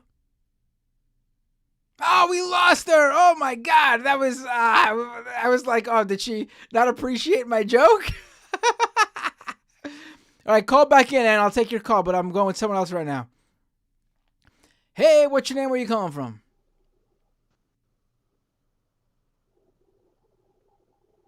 Oh, Hey. hello? Hey, what's your name? Where are you calling from? Hello? Oh, can you hear me? I can hear you. Can you hear me? Oh yeah, I can. Sorry, I didn't expect her call to drop, so I wasn't expecting to pick me up. I'm No, it's all Tyler good. from Indianapolis. Hey, Tyler from Indianapolis. I see that you have a video feed up. Can I bring you on the live stream? Yeah, go ahead. Cool. Hey, Tyler, what would you like to talk about? Well, I actually wrote a couple questions down, just because it's a little late for me, so I want to make sure I didn't lose track. No, I hear you. It's a little late for. I mean, it's not late for me, but I'm starting to feel like I'm at that point of the night where like I need to get back on. I need to focus. Here we go. Let's do this. Yeah. That's kind of where I'm at now. So one question I have is, so we see these big aid packages coming out, or they're coupled together with Ukraine, Israel, and Taiwan, and I wonder, is there a way that you think we can, as the American people, kind of decouple some of these issues, right? Because I think you can make some pretty solid moral arguments for Ukraine and Taiwan sending aid. I know that Taiwan's a little bit more controversial there, but obviously it's very different what Israel's doing compared. Oh, to absolutely. Absolutely. And the reason, I mean, they should, but the reason they don't decouple them, the reason they put them all in a package together is basically to do the thing, like, oh, you vote, you vote against it. Oh, do you not support one of these things? Do you not support something here that, oh no, that's the thing you support, but we're going to let people think you don't support that one. Like, if you're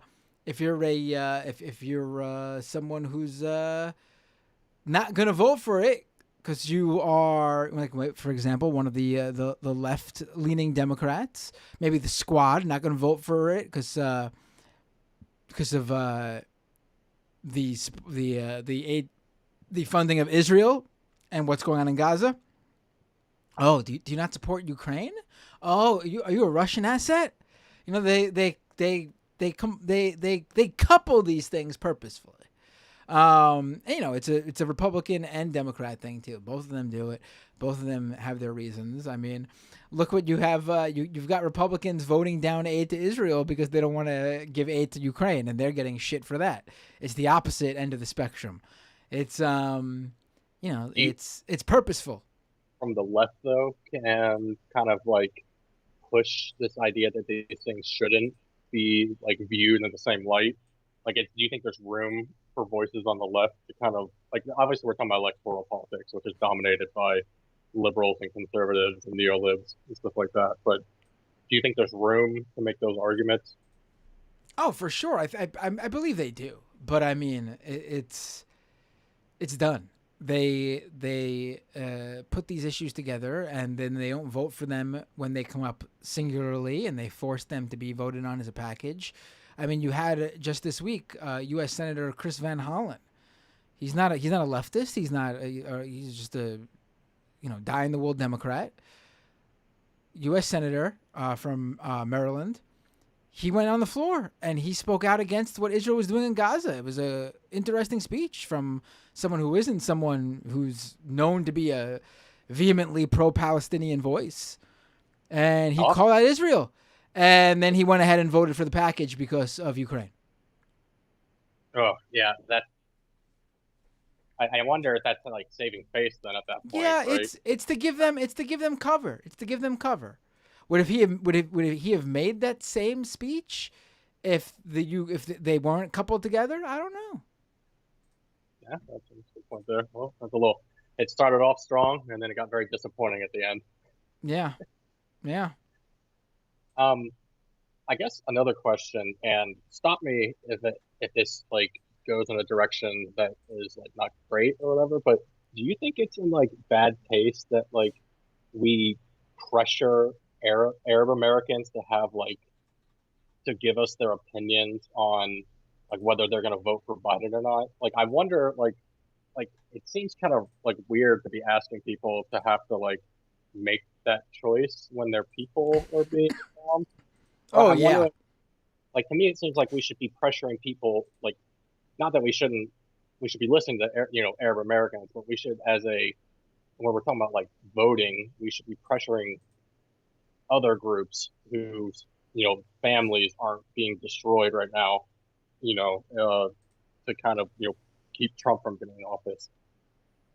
Oh, it's absolutely 100% in bad taste. I mean, if this is not a scenario where it's, I've brought this up before, like Democrats like to treat leftists like they're little children sometimes, stomping their feet because they don't get their way or something like that.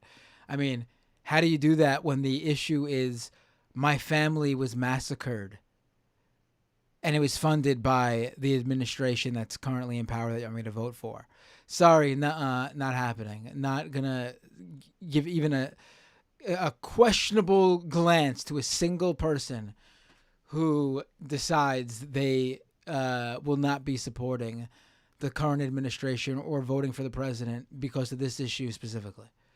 They are well within their right to feel that way and to not vote for Joe Biden. I'm sorry, and anyone who hassles them about it is a terrible person. Honestly, it is up to the candidate to win over voters.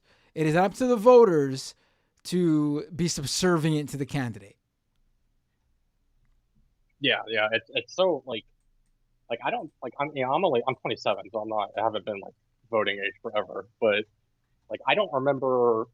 I paid attention to the Obama years and stuff, and I don't remember them ever like telling voters that it was like their like of like blaming voters and stuff like that was Oh, not really no, that's been happening for a long time. That's the Democratic. That's their whole strategy to get people to vote for them. It's not here's what we'll do or here's what we can do for you. It's vote for us or the Republican wins.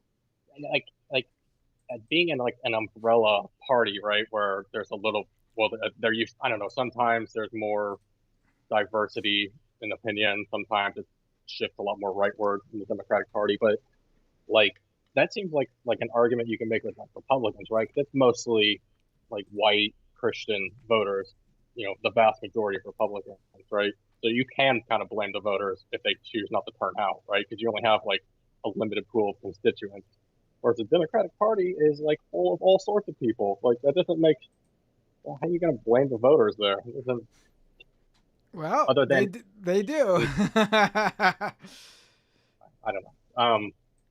Maybe no, maybe I hear you. I hear you. It's stupid. It's up to the candidate to win over voters, and if they fail to do that, then they need to talk with the voter and figure out where they can, where what they could do to win them over. It's not a crime to expect something out of your candidate.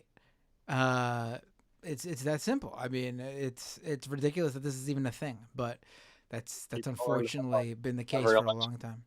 What was that? Every election, they just keep lowering the bar a little bit. Yeah.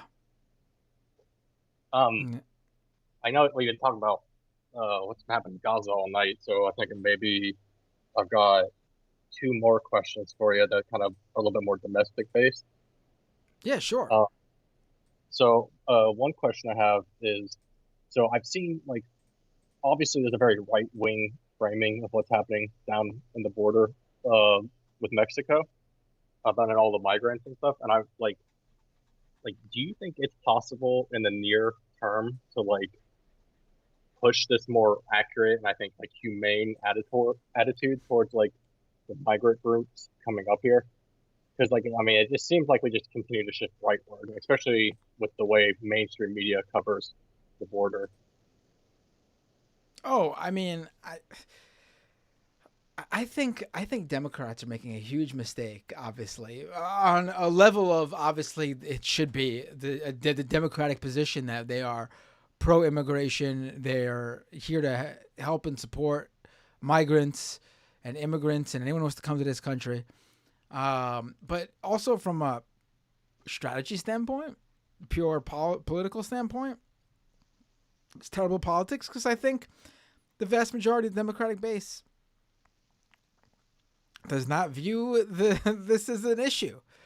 I think you're like maybe like most conservative Democrats might, but even that's kind of pushing it, I think. Yeah, but also how many conservative Democrats are there now? Like when polling shows that 80% of the Democratic base is on the pro-Palestine side of things, and that was always the issue where you could ostensibly be a progressive, but then have these conservative leanings on Israel and Palestine.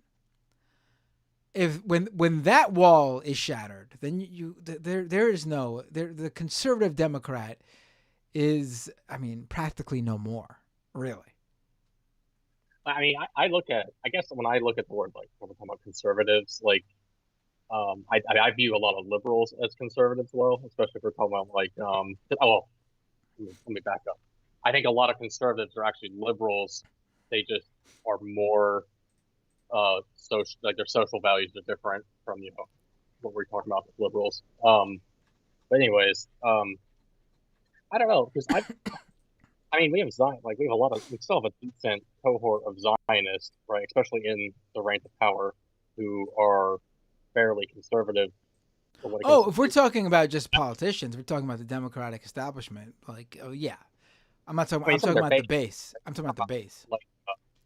Well, I'm wondering, even with the base though. I mean, do you think that the like people who might be also Zionists? I'm trying to get at is that I think people who are Zionists tend to be Most somewhat. I really don't know who are these Zionist Democrats left, honestly. Like maybe you are like a two-state solution Democrat and believe Israel should exist, which I guess is technically a Zionist.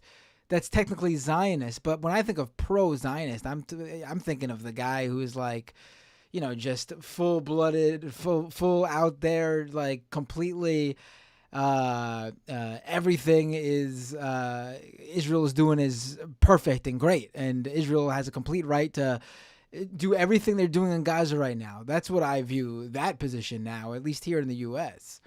And Okay. I don't think that's the case. I think most Democrats, even if they are pro-Israel in the sense that Israel has a right to exist, which I think is the vast majority of Democrats in that sense. They're not like one-state solution, Palestine, dismantle. No, that's not. When I say the vast majority are pro-Palestine, they see what's going on and they think it's wrong, what's going on in Gaza, and they think Palestinians should get a state of their own, and they are for a two-state solution, and they want to see Israel and Palestine coexist. Listen, the reality of whether that can happen or not, that's not the point. The point is that is, I think, the majority position for Democrats. So what do you think? I mean, obviously when we're talking about like elite capture and stuff, when we're talking about politicians, right? They're people coming from different cohorts of American society who have different views on things. So where do you think is there a pressure from the Democratic base for some of these these decisions with the border, or do you think that's purely like a establishment or like a I don't know. I don't know who's this is just not an I don't know who is making this an issue within the Democratic base. I just don't know. I haven't seen it. Maybe I'm wrong. I could be wrong. I'm not, but I'm not I'm not an insider with the various Democratic groups, like the local Democratic parties and offices, and who knows? Maybe they're getting calls from. I just don't see it though. I could see it as maybe being a distraction about what's happening in Gaza, right? Like, not that it's like there's already a controversy there, whether it's real or not, right? And they're used it. They know it's there, and they know it's big enough that they can kind of use it to point people's eyeballs in a different direction than maybe what's happening in Gaza. That'd be my only guess as to why they would bring that in there, at least from a politics standpoint. Wait, bring what in there again? Say that part again. Bring the anti-migrant, like they're siding Republicans on anti-migrant legislation in that aid package. Oh, right. Yes. Yeah, I mean, I think it's because they really do think there is this conservative Democratic base out there that's large and winnable, or the liberal Republican, the center-leaning Republican, who is winnable, and immigration is their number one issue, and if we just out conservative the Republicans on this one issue, then we're gonna win this new group of people. It's just ridiculous. It's bullshit. It's ridiculous. That group hasn't existed since I was literally a toddler. Like Bush, when Bush came into presidency, that group did not exist by that time he was president. Yeah, it's garbage. It's garbage, but they believe this. They believe this, and they make a lot of decisions based on this non-existent group of people. Excuse me, sorry. That's been the case for a long time too. We literally just live in a Groundhog Day, honestly, like the movie with Bill Murray. Oh, It's the same thing over and over and over again. It's the same argument on why you got to vote Democrat every 4 years. If you want a a primary candidate. It's the same argument against that primary candidate every 4 years. It's the same thing all the time. You can't. Oh, don't criticize the president in an election year. Oh, the president just won. You gotta don't criticize them when they're their first 100 days. Oh, don't. It's the same. There's never an opportunity. There's always kicking the can down the street in terms of when you're allowed to do this or that, and you're never allowed to do this or that because you always got to kick the can down the street. It's like I'd seen, on the, what was it? Like, it's like when protesters, it's like the idea is to like disrupt, right? Because what's the point of a protest if it doesn't, if it's not disrupting something? And then yet, like, they're like, oh, you can't protest here. You have to go protest in that place somewhere where we can't see you. It's kind of like that. You can see that kind of vibe. Yeah. Yeah. I do have one more question for you, and then I gotta head to bed myself. So, have you been paying attention to some of the changes in like child labor? I have. It's been. I mean, I don't have any specifics on me right now, but it's been. I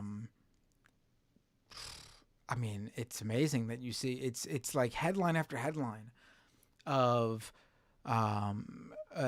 child laborer literally dying on the job, and then a new state decides to weaken their child labor laws. It's like constant.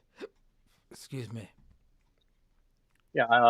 So I live in Indiana, where I know there's been some headlines with a law that's been proposed to try and increase the hours that a child can work during a school night, and also increase the hours a child can work throughout the week in total, right? And it's just like obviously they're trying to push these laws to try and keep, in my opinion, it's to keep wages from going up, right? Because you find people who won't have the ability to negotiate for themselves or to know what they're worth, right? Or who are forced to take wages because they have no choice. That's certainly part of it, yes. And with the whole push against migrants, right? This is like tying into the last question. Like, if you're pushing up the migrants, then your only other option, if you want to keep cheap labor, is to pull from people, from younger people who have less ability to defend themselves, at the workplace. Right. No, that's part of what's going on. Obviously, I mean, it's, and it's all happening at the same time too, which means there's a concerted effort here. It's not just totally organic. It's not organic at all. I think it's a very purposeful. What was that? It's just like some of the anti-trans laws you see where they all come out in waves. They all share like similar language, or they tackle like almost the same thing. And it's like there's some colluding going on in the background. No, absolutely. There's a concerted, organized effort to pass these laws, and then to try to change the public perception on them. Absolutely. Yeah, and it's wild. We see pundits and sometimes even politicians literally tell us they're doing these things, right? Like Charlie Kirk all the time talking about things that the conservative movement's doing that maybe he probably shouldn't be telling us if he wanted to Oh, Chris Rufo loves doing that. He's been doing that. Yeah. Yeah. It's funny to me, but it's also it's funny in the bad guys are telling us their evil plan, but then we just let it happen. Right. It's like what's going on here?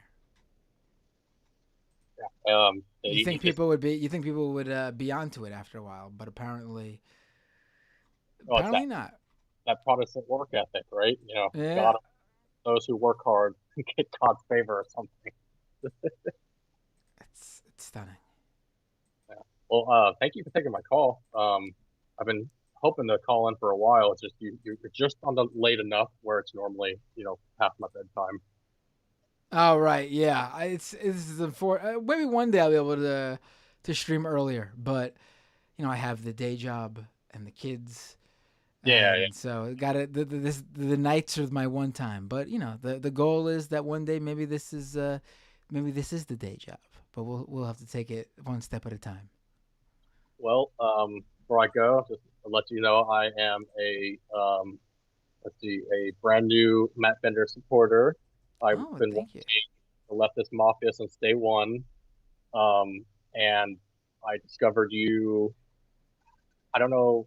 It took me a little bit to get into the Majority Report because I wasn't used to Sam Cedar's delivery of It's an news. acquired taste. I get it. It's an acquired taste. Took me a little while. My brother showed it to me back in showed me the Majority Report back in 2019, and I went, I don't know if that's for me. And then now it's like every day I'm waiting for 12 o'clock to roll around. That's how they get you. Yeah. But wait. You were gonna tell me how did you discover my channel? Oh, so I discovered you through the Majority Report initially, and then especially after you joined the Leftist Mafia, right? You had your own channel. Then I was like, oh, this cool journalist I keep hearing about. By the way, there's a big channel, Internet Today. I think I don't know if you've heard of them. I Or have. old school machinima guys. Yeah, they reference your work all the time, and I know every time they reference your work, I'm just like, yes, they know where to go. I've heard that they've referenced me before, but I didn't know they do it all the time. Maybe I need to reach Quite out often. to them and see about doing some stuff together. Maybe. Yeah. I've only just started watching them 4, 5, maybe 6 months ago. So I'd never seen them until my roommate showed me. Now it's like I see them every day or see them every week, and at least once a week your name comes up in the show. I think almost every week. All right, I'll have to. That's good to hear. They know sources.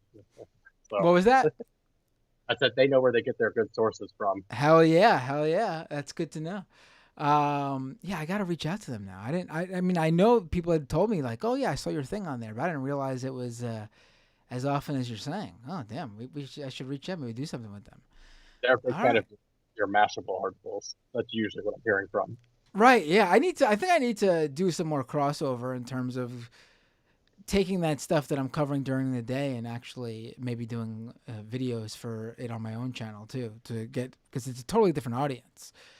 I figure you were waiting to probably build up an audience where you could get an editor or something, because I'm assuming that. Yeah. What I want to do is, it's sort of like both ways. Like I need to reach the I need to I wanted I'm planning to launch a newsletter very soon that would reach that audience that mostly reads with the content I do on this show.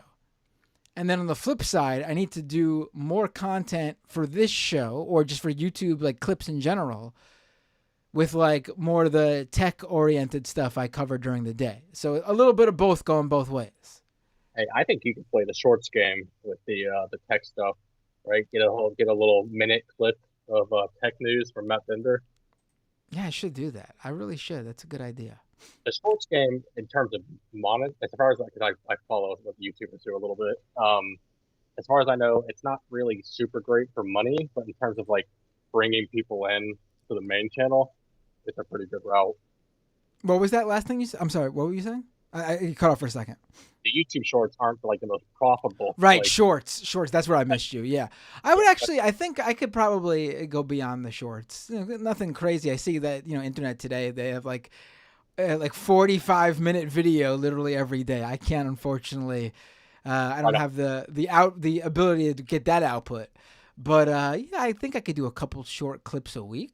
At least 2, 3, 4 minute clips, maybe even some going like 7, 8 minutes, maybe. Like that's totally doable. Probably won't be well edited in terms of like, 'cause they just don't have the time. But just straight to live to tape and then putting up clips. Yeah, I need to do that. Absolutely. He'll do live shows and then use that to make his podcast sometimes. I don't know how he does it every time, but I've seen that. Yeah, I know the Majority Port has their this is even back when I was there every day back in like the early 2010s. Where we had our segments where we would specifically do them live with the intention to clip them. But this show is sort of more freewheeling. And so, like, I don't think this show is very clippable, honestly. That's just my opinion. So I would probably need to do specific segments to. Especially, what are you talking about? This show? Or are you talking about you combining that with the previous like interview? Is that what you mean by the show? Or Yeah, the show as a whole, from the interview to the second half where I take calls. I don't think it's very clippable. I mean, maybe there's a call every now and then that could stand alone, but I don't really usually do segments because I enjoy taking the calls. Like, I don't really do clips as much. Like, the Majority Report does their sound bites and everything. I used to do that a little bit, but I think people enjoy calling in more, honestly. So I stopped really grabbing clips for that purpose. But who knows? I should try out everything and see what sticks. I think the clips, because I think I've seen a show. I don't always get to tune in, but most often I do. And I think I've seen one show recently where you threw some clips in. I think like occasionally do that just to break up the monotony of the show. Yeah. Like, obviously, yeah. I think like your strong suit is definitely like just picking up the phone. Yeah. I should. I think I should do some clips just to see how it goes. But I think the best case for my scenario is continue doing the live stream with an interview or a main topic, take calls afterwards, and then I need to do specific recorded clips for uploading on YouTube. And that way I get a live stream audience, I get an audience of people who just look for YouTube videos, and I think, then I launched a newsletter, and that's another audience too. I think if I can find the time to somehow do all of that, the show will go on that upward trajectory once again. I'm sure you'll. Wow. I think the problem is also we were in a that year before an election year where like the midterms happened, and then you got like 2 years of dead time between, and then you didn't have a very vivid primary season this year because you have a clear contender with Trump, and then obviously the incumbent Biden.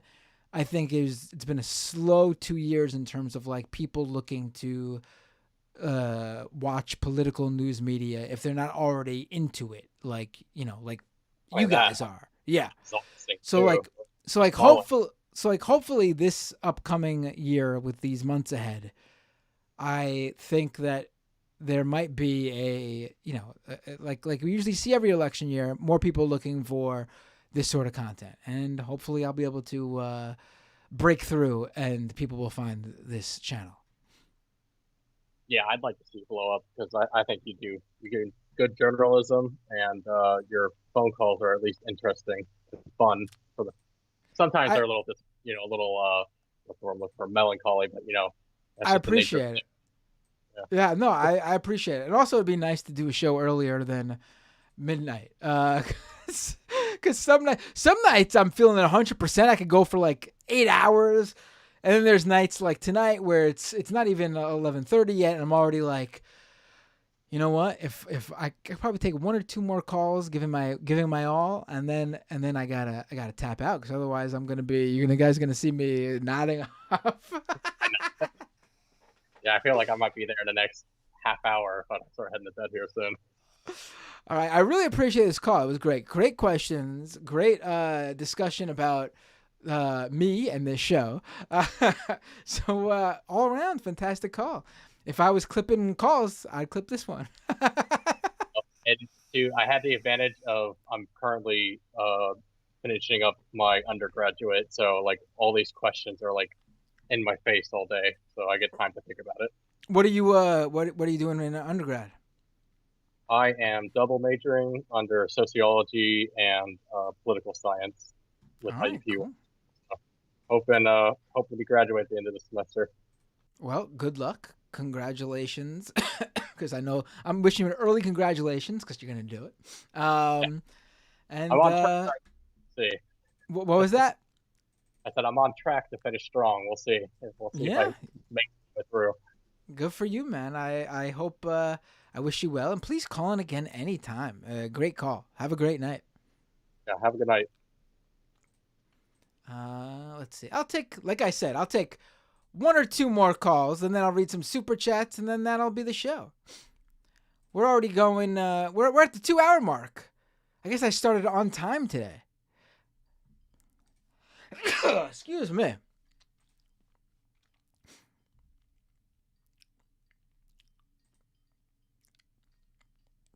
Hey, what's your name? Where are you calling from? Hello, this is Osama from Balochistan. Hey, Usama, how you been? Long time no hear Call? from you. Yeah, Yeah, no, whatever. long time no call. Thank you. That makes a lot more sense than whatever I was trying to say. Yeah, it's I miss it's not even the I'm not up, it's more the I miss the live stuff because I'm not good with live stuff. But I've been wanting to talk to you. The message thing still doesn't work. I was it like November or December? I messaged you about protests going on, but I guess you still miss your messages. Oh, you talking about Twitter DMs? Yeah, Yes, I gotta figure out a better. There's gotta be some sort or of Discord. app that. Oh, Discord. I think I better Discord is this. the I'm Discord or doing WhatsApp is when it easiest. comes to these.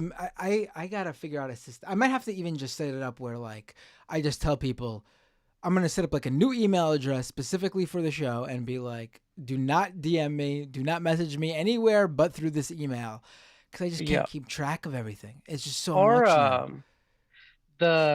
what they do in Pakistan, a lot of journalists have their own YouTube channel, is they have a separate number that they use for WhatsApp, and then Oh, that's a good all idea. of that just logs. See, in the U.S., people don't use WhatsApp as much, but I actually like it. I have my son's the soccer team for the for scheduling and the parents.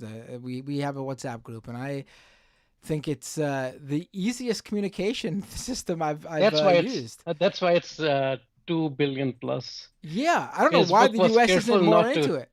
I don't know mess why up the with U.S. that isn't one. more. I think it's better than it's more like. iMessage. Yeah, I think it's more easy to follow. I like how the pictures that are sent, like the schedule when they Oh send yeah. the file, it's all goes right into It's your you photo can album right away. You don't gotta go find it in yeah. the chat again. It's just right there. It's You can share live, like if you're between friends, you're like, okay, I'm coming up on the airport or whatever. You can send your live location to each other, and you can see on the map how close you are to each other. So there's a lot of stuff, but they kept it simple. The only thing Facebook didn't mess up. yeah. For But now. yeah, they're trying because that's their biggest. Like Facebook is dying, but WhatsApp is rising. Right. There's some you can discuss WhatsApp as well in your tech episode because the EU is trying to make them open up to everything. They're like, Oh, I've been covering that actually. I've been covering that, really? focusing on Apple though, because Apple's trying to. Yeah, but I'm talking about Yeah. that specifically. Like with Yeah. Apple, they're trying the hardware side more, I and mean, so some of the software. if Facebook's smart, if they open it up, specifically WhatsApp, they they're trying. they could potentially. I mean, they have to because the EU. Yeah, But yeah. we'll see how they try to, I think it's that there's like they have to set up each system one by one and keep it encrypted. So I don't, and they'll probably try to mess stuff up, like not give you all the features, so people get a taste of WhatsApp and then they're like, this feels better, and I'll just join that instead type of deal. But I think Right. that's what I try to do. Right. But yeah, I don't want to discuss that right now. I think I don't know how many months it's been, but there's these organic protests that started from like Baloch people. We discussed this about like people Oh yeah, who we did a whole episode. It was very yeah. interesting. I thought it was one of the most interesting episodes we did, and I honestly really enjoyed it too because I haven't seen anyone else really. At least obviously there are journalists out there covering it, but in terms of like Yeah. this world of YouTube politics and news, you gave us stuff Yeah, I that mean, no one else if you covered. we talked about doing it on Leftist Mafia, and that was another thing I DM'd because that was the time. But because what sort of happened was, and it would have been more relevant. I guess it's still relevant because the issue is still there. Is these organic protests started, like basically the protesters all decided and this made something called like the Baloch Jagjati movement or something like that, BYM or BYT or something like that. But Jagjati means is like solidarity. And then a lot of Baloch protesters marched from Quetta which is the capital of Balochistan, to the capital of Pakistan, Islamabad. just like they did before. But this time there were a lot more people, and people joined on the way, and more kept coming in over there, and it became like more of a bigger deal, especially with I guess social media being more prominent. You don't need the mainstream channels to cover it. And they sat there and and they protested against like the missing persons and all of that other stuff. And of course, just like how Native American protests don't get covered in the US or Canada, in the mainstream they still weren't covered, but in the like social media sphere and everything, they were covered more. And if you search Baloch on Twitter, you can get a lot of stuff that they're talking about. And what's different this time is that it feels more like a collective effort from the people.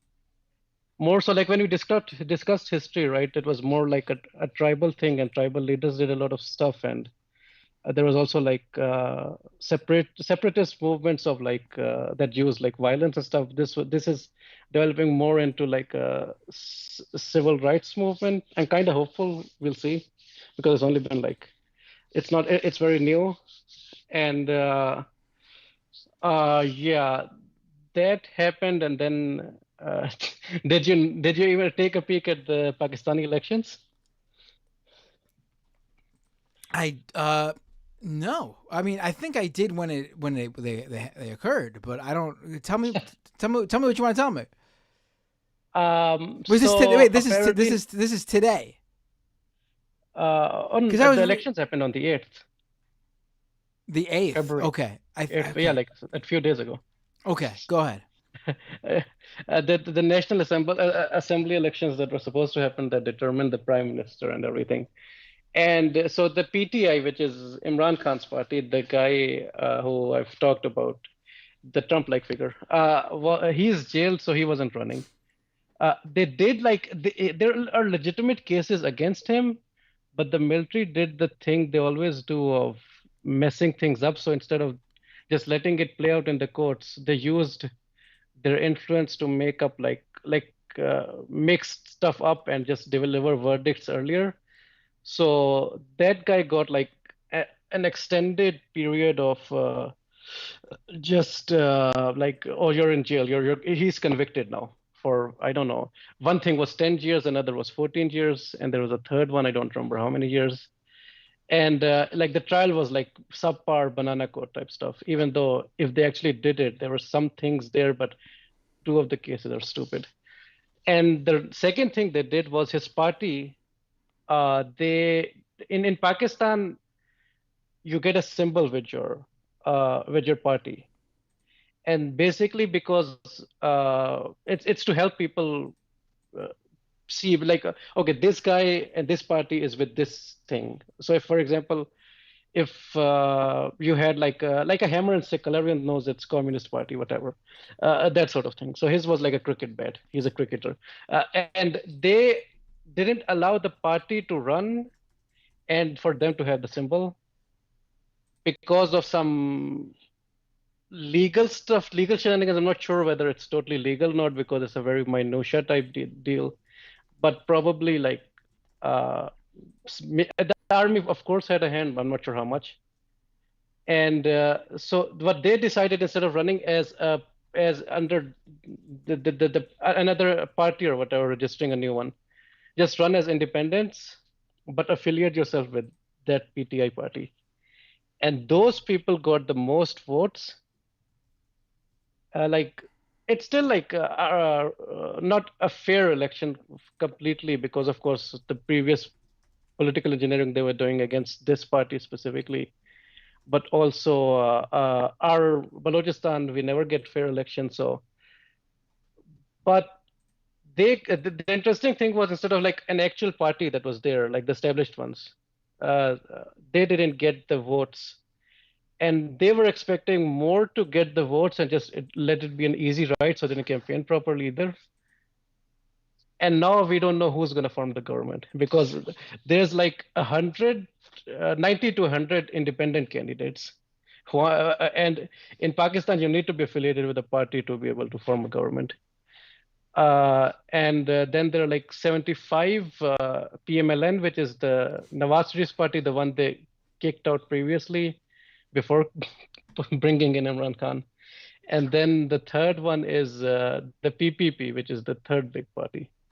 So, and they have like 50 something, and no one can make a government on their own, and they need to finish like a coalition thing, coalition type stuff happening.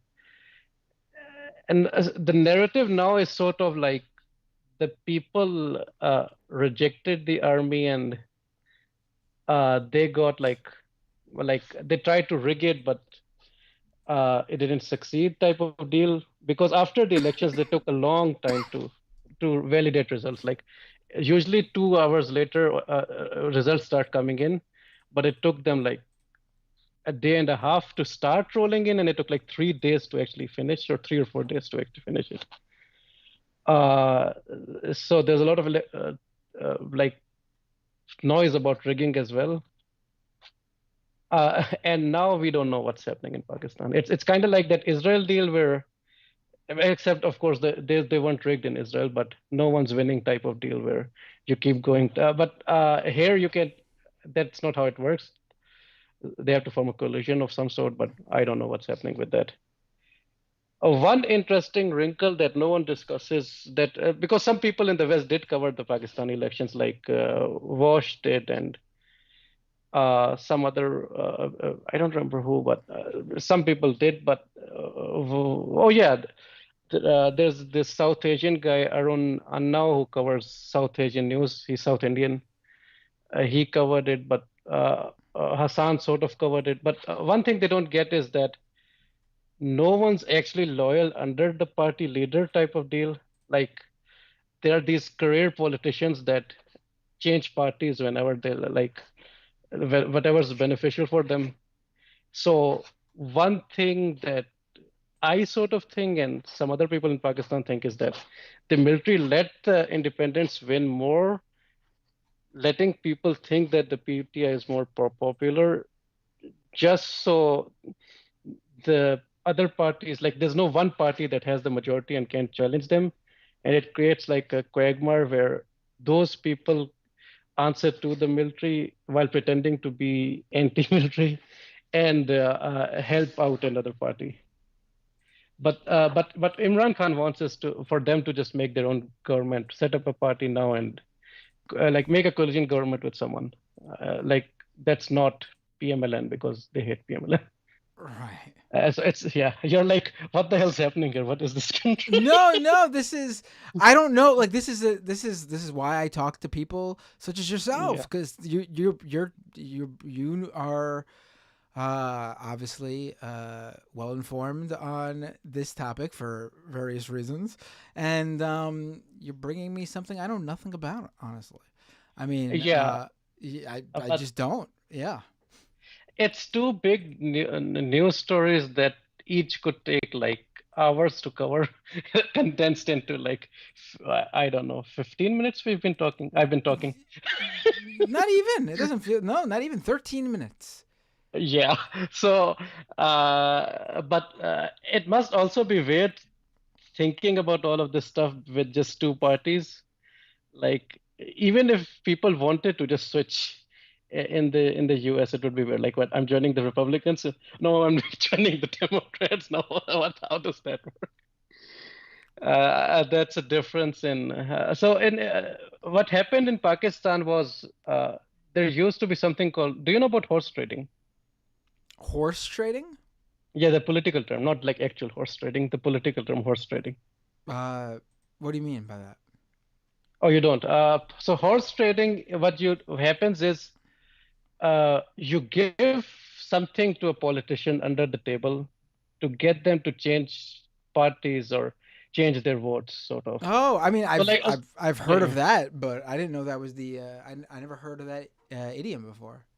It's parliamentary. It's a parliamentary thing, but like they say, they call it horse trading. I guess for some, I don't know, whatever. They have stupid reasons for names.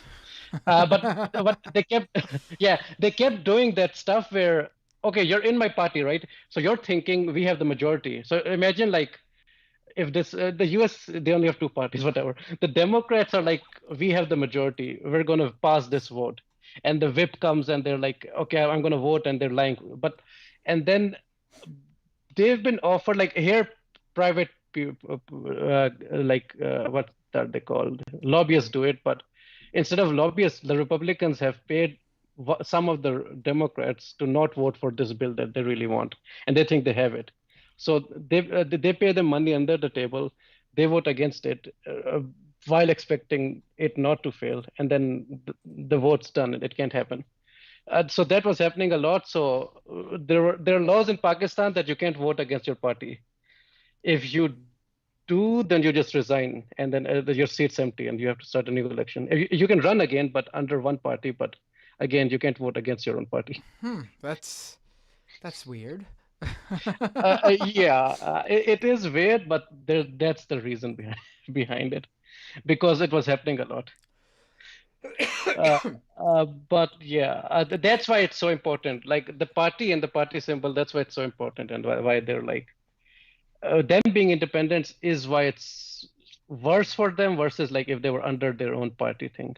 Because if they're under their own party thing, then none of the others could betray them in that way. But now it's they're independents. They're affiliated with the PTA, but they're independents. They can go anywhere. And I think. No one knows is the thing now. Like, what the hell happened? Like, but my guess is that people are overestimating like how significant this is, because people are claiming this is like a rebuke of the military or whatever.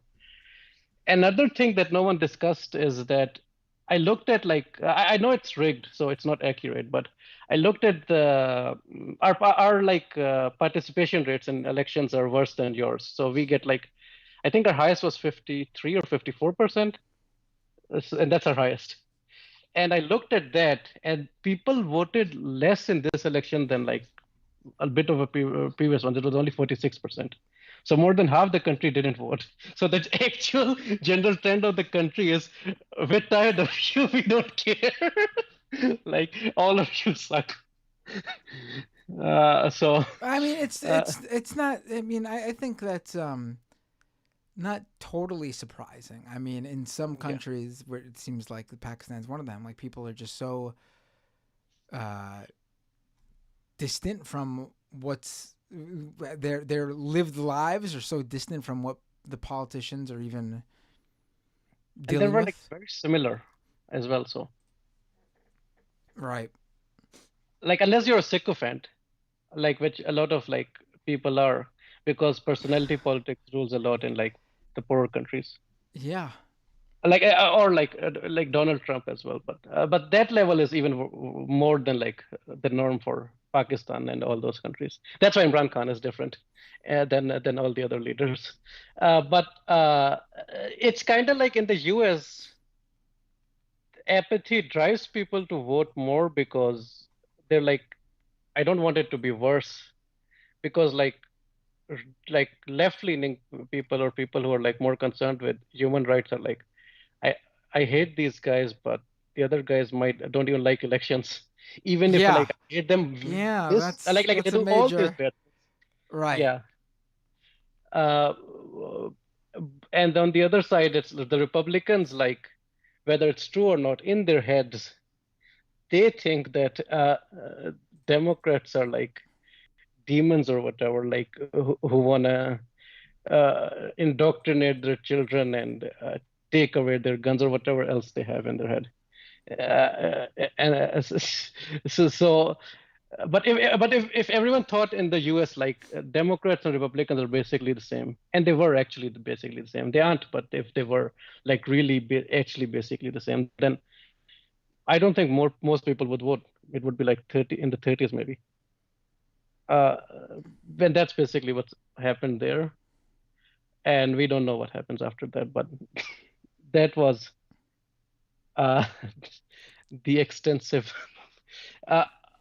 update in a very short, summarized fashion. No, that's brought me up to speed. I had no idea what was happening, period. So I appreciate it. Yeah. Um, So my yeah. only hope is with the rights movement, but the actual state of the country, I don't know. I hope we don't turn into a Sri Lanka, but uh, who knows? Like we're always the IMF loans destroyed us, but they also because the previous PTI government didn't know how to govern, we were out of money anyway, so we needed some loans from somewhere, and now the IMF loans are the only things that have stopped us from defaulting. So, and we're just always on that edge. That's basically been our history, is always being on the edge of like never falling. The world's best trapeze artist. Somehow we made dukes. Somehow we made dukes with that. That's a I good way don't to know how put it. that. There's a lot of places like that. And honestly, for a lot of them, it's not their fault. It's the I mean, situation yeah. that other countries put them in. Honestly.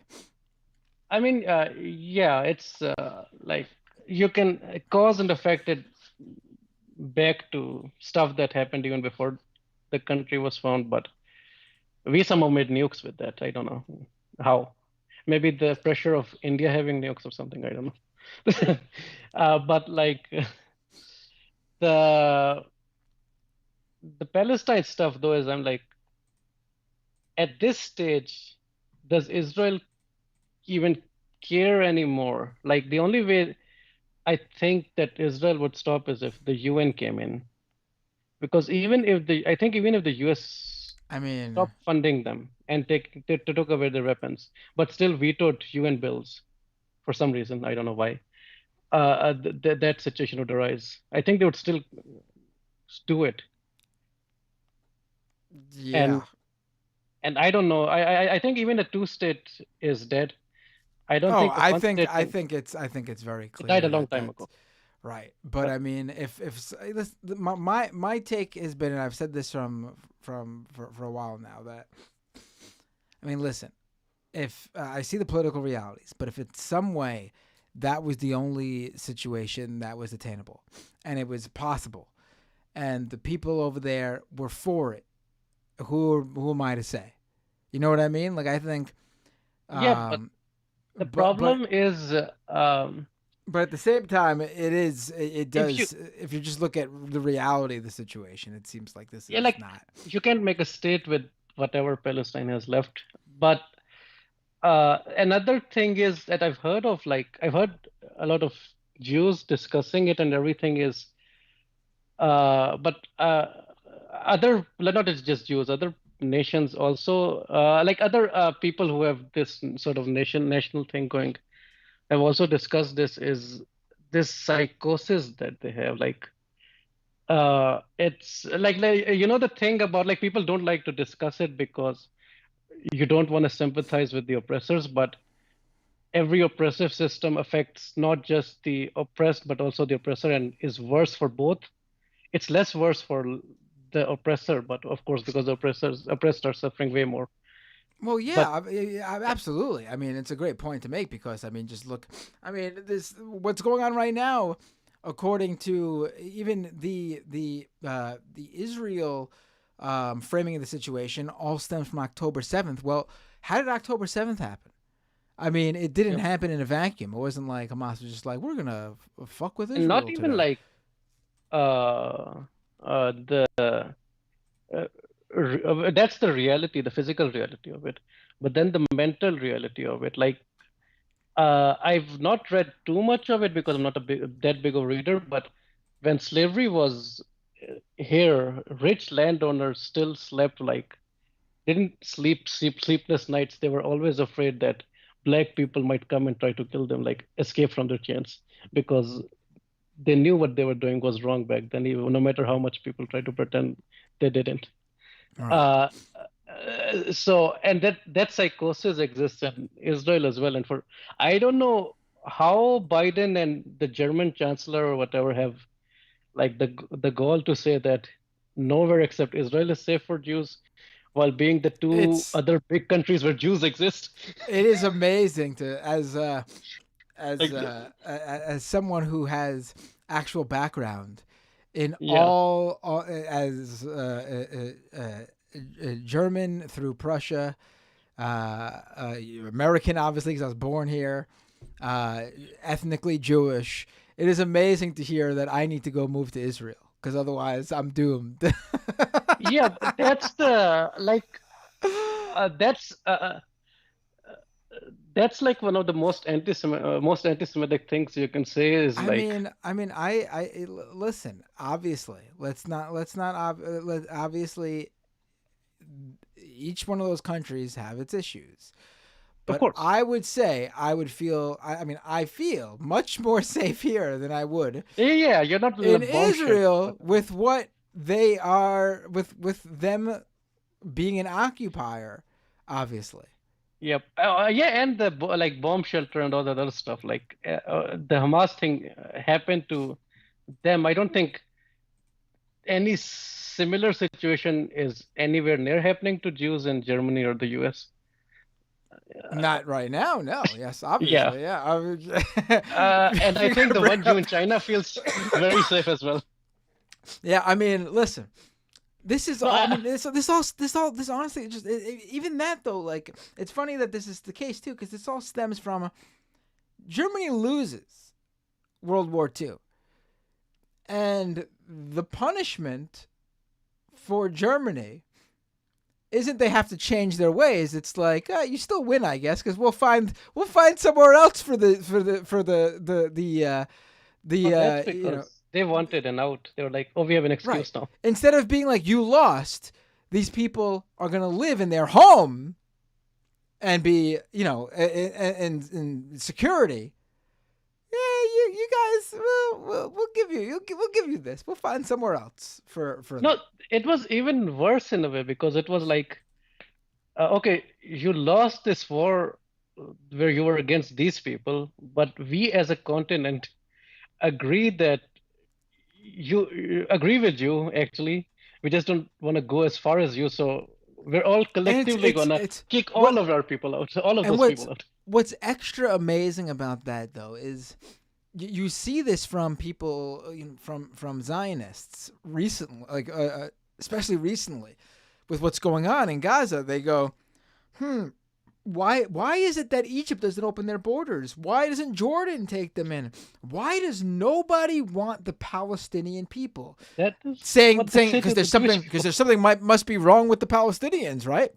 It is the same exact thing said about Jews. That was said about Jews.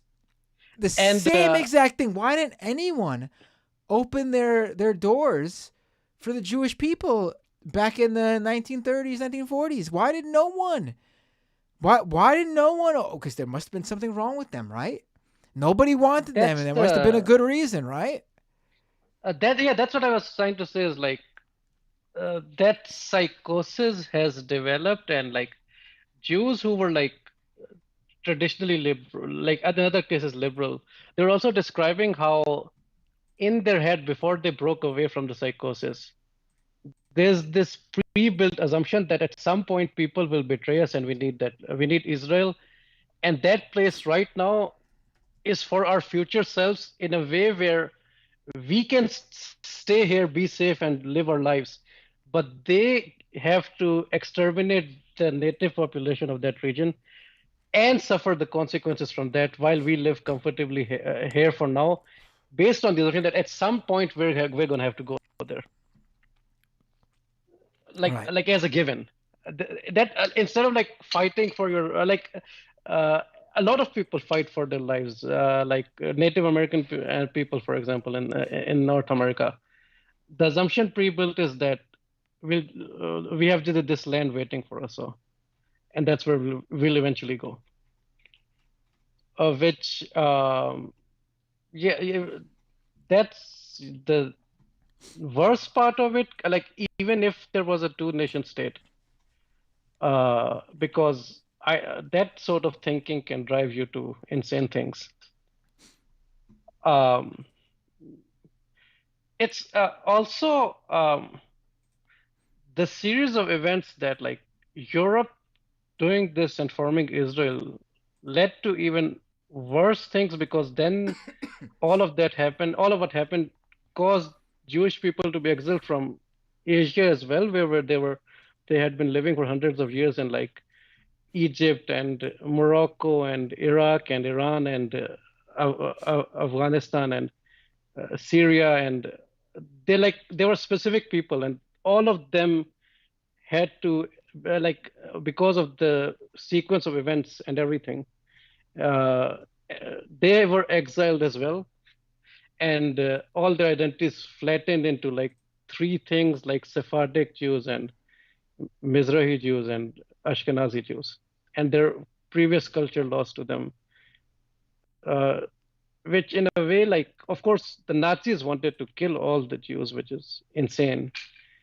But that's like, they got the second best thing that the Nazis wanted in a way. Yeah. Great call, Usama. Really appreciate it. Yeah, of course. To end on, I guess, a lighter-ish note. No, not it is a lighter note. Why is it not a lighter-ish note? It's a lighter note. Are you following the WWE stuff? Oh, we did. I did an episode on Vince McMahon. No, not that one. That one's not light. I'm talking about the light stuff. Oh, right. Oh, the justice for Cody and everything that happened with The Rock and everything. Yeah, I don't know what to make of it. I don't think I don't think it was planned. Like, they want people. Of course. Yeah. Like I think they needed to address some things which they didn't do, like minutia wise, but as a whole, this pivot made it like bigger in a way. Like somehow the pivot itself helped them get their cake and eat it too, in a way. Right. Because The Rock, of course, they're saying that in his contract there was a match at WrestleMania, so they need to somehow, while he was buying the shares, which is an insane thing, is you make a match for me because I'm buying shares, and so they needed to fill that, and now they have this tag event that they can do, and they've made Cody Rhodes like a much bigger face. Oh yeah, I mean, I think they got to pull the trigger on him now, otherwise they've of course lost he it. has to win. I thought it was fine. I thought it was fine to not do it last WrestleMania. I thought, excuse me, jeez, I thought him losing and then going on this this like year-long journey back there, I think would have really grew him as a face. And I think that is what happened, but they needed to do it, and then they were going to not do it. Yeah. I mean, personally, I didn't want Cody Rhodes, but everyone else wanted Cody Rhodes, so I can't complain. I like Cody Rhodes, but I like Sami Zayn more. I like, or Jey Uso. My biggest issue with Cody Rhodes is that neck tattoo. My God, someone get him, someone pay for. And I'm not anti-tattoos. Obviously, I got tattoos. I'm anti-ugly tattoos. It's too big, and he doesn't have. And also, he doesn't have a single tattoo anywhere else. Any tattoo artist with any self-respecting tattoo artist would tell you, you do not get a neck tattoo as your first tattoo. It's gonna look weird. And beyond that, it's gonna look weird. Beyond that, the tattoo he has isn't even that bad of a design if it was like a chest or a back thing. Neck tattoos usually are like smaller, intricate stuff. It's not like this one big thing on one side of your neck. What the huge, his logo, huge on the side of his neck. No one puts a big ass logo on their neck like that. I'm gonna next week on the stream. I'm gonna have a giant logo on my head that just says Matt Binder. It's right there. and it's stylized in some way. Right, but I like the guy. I like Cody. I think I like Sami Zayn more. Is just the thing. I like Sami Zayn more too, but they were never going to pull the trigger on him. They might with the World Championship. I don't know what they're doing with him. Maybe because I like they're him building his WrestleMania story, but he keeps losing, which is I don't know what they're going with that. Something. And the good thing about Triple H right now is we can actually speculate because no one's gonna rip the script 1 hour before the show and change everything. Right. Yeah. Like we can actually think like, okay, this is the logical next step. Well, they used to do that, but that guy's gone now. No, that's what I'm saying. Vince McMahon Right. did the 1 hour before. Sure, you just rip everything up. Oh, right. You did say okay. I Yeah, wasn't sure. Yeah. Yeah. Great call. We'll have to see what happens with wrestling. But have a great night, Osama. Please call in again. Don't be such a stranger. Yeah. No, it's just timing and Skype. Skype is you need to don't like Skype. WhatsApp might be actually better quality I don't know, I'll have wise. to Maybe. look No, I don't into know other if way- it's voice. I'll have to try to figure out other ways to take calls. I will. Yeah. Have a great Yeah. night. Okay. Have a good one. Peace. Peace. All right. I think that was. Let's see if who's calling in.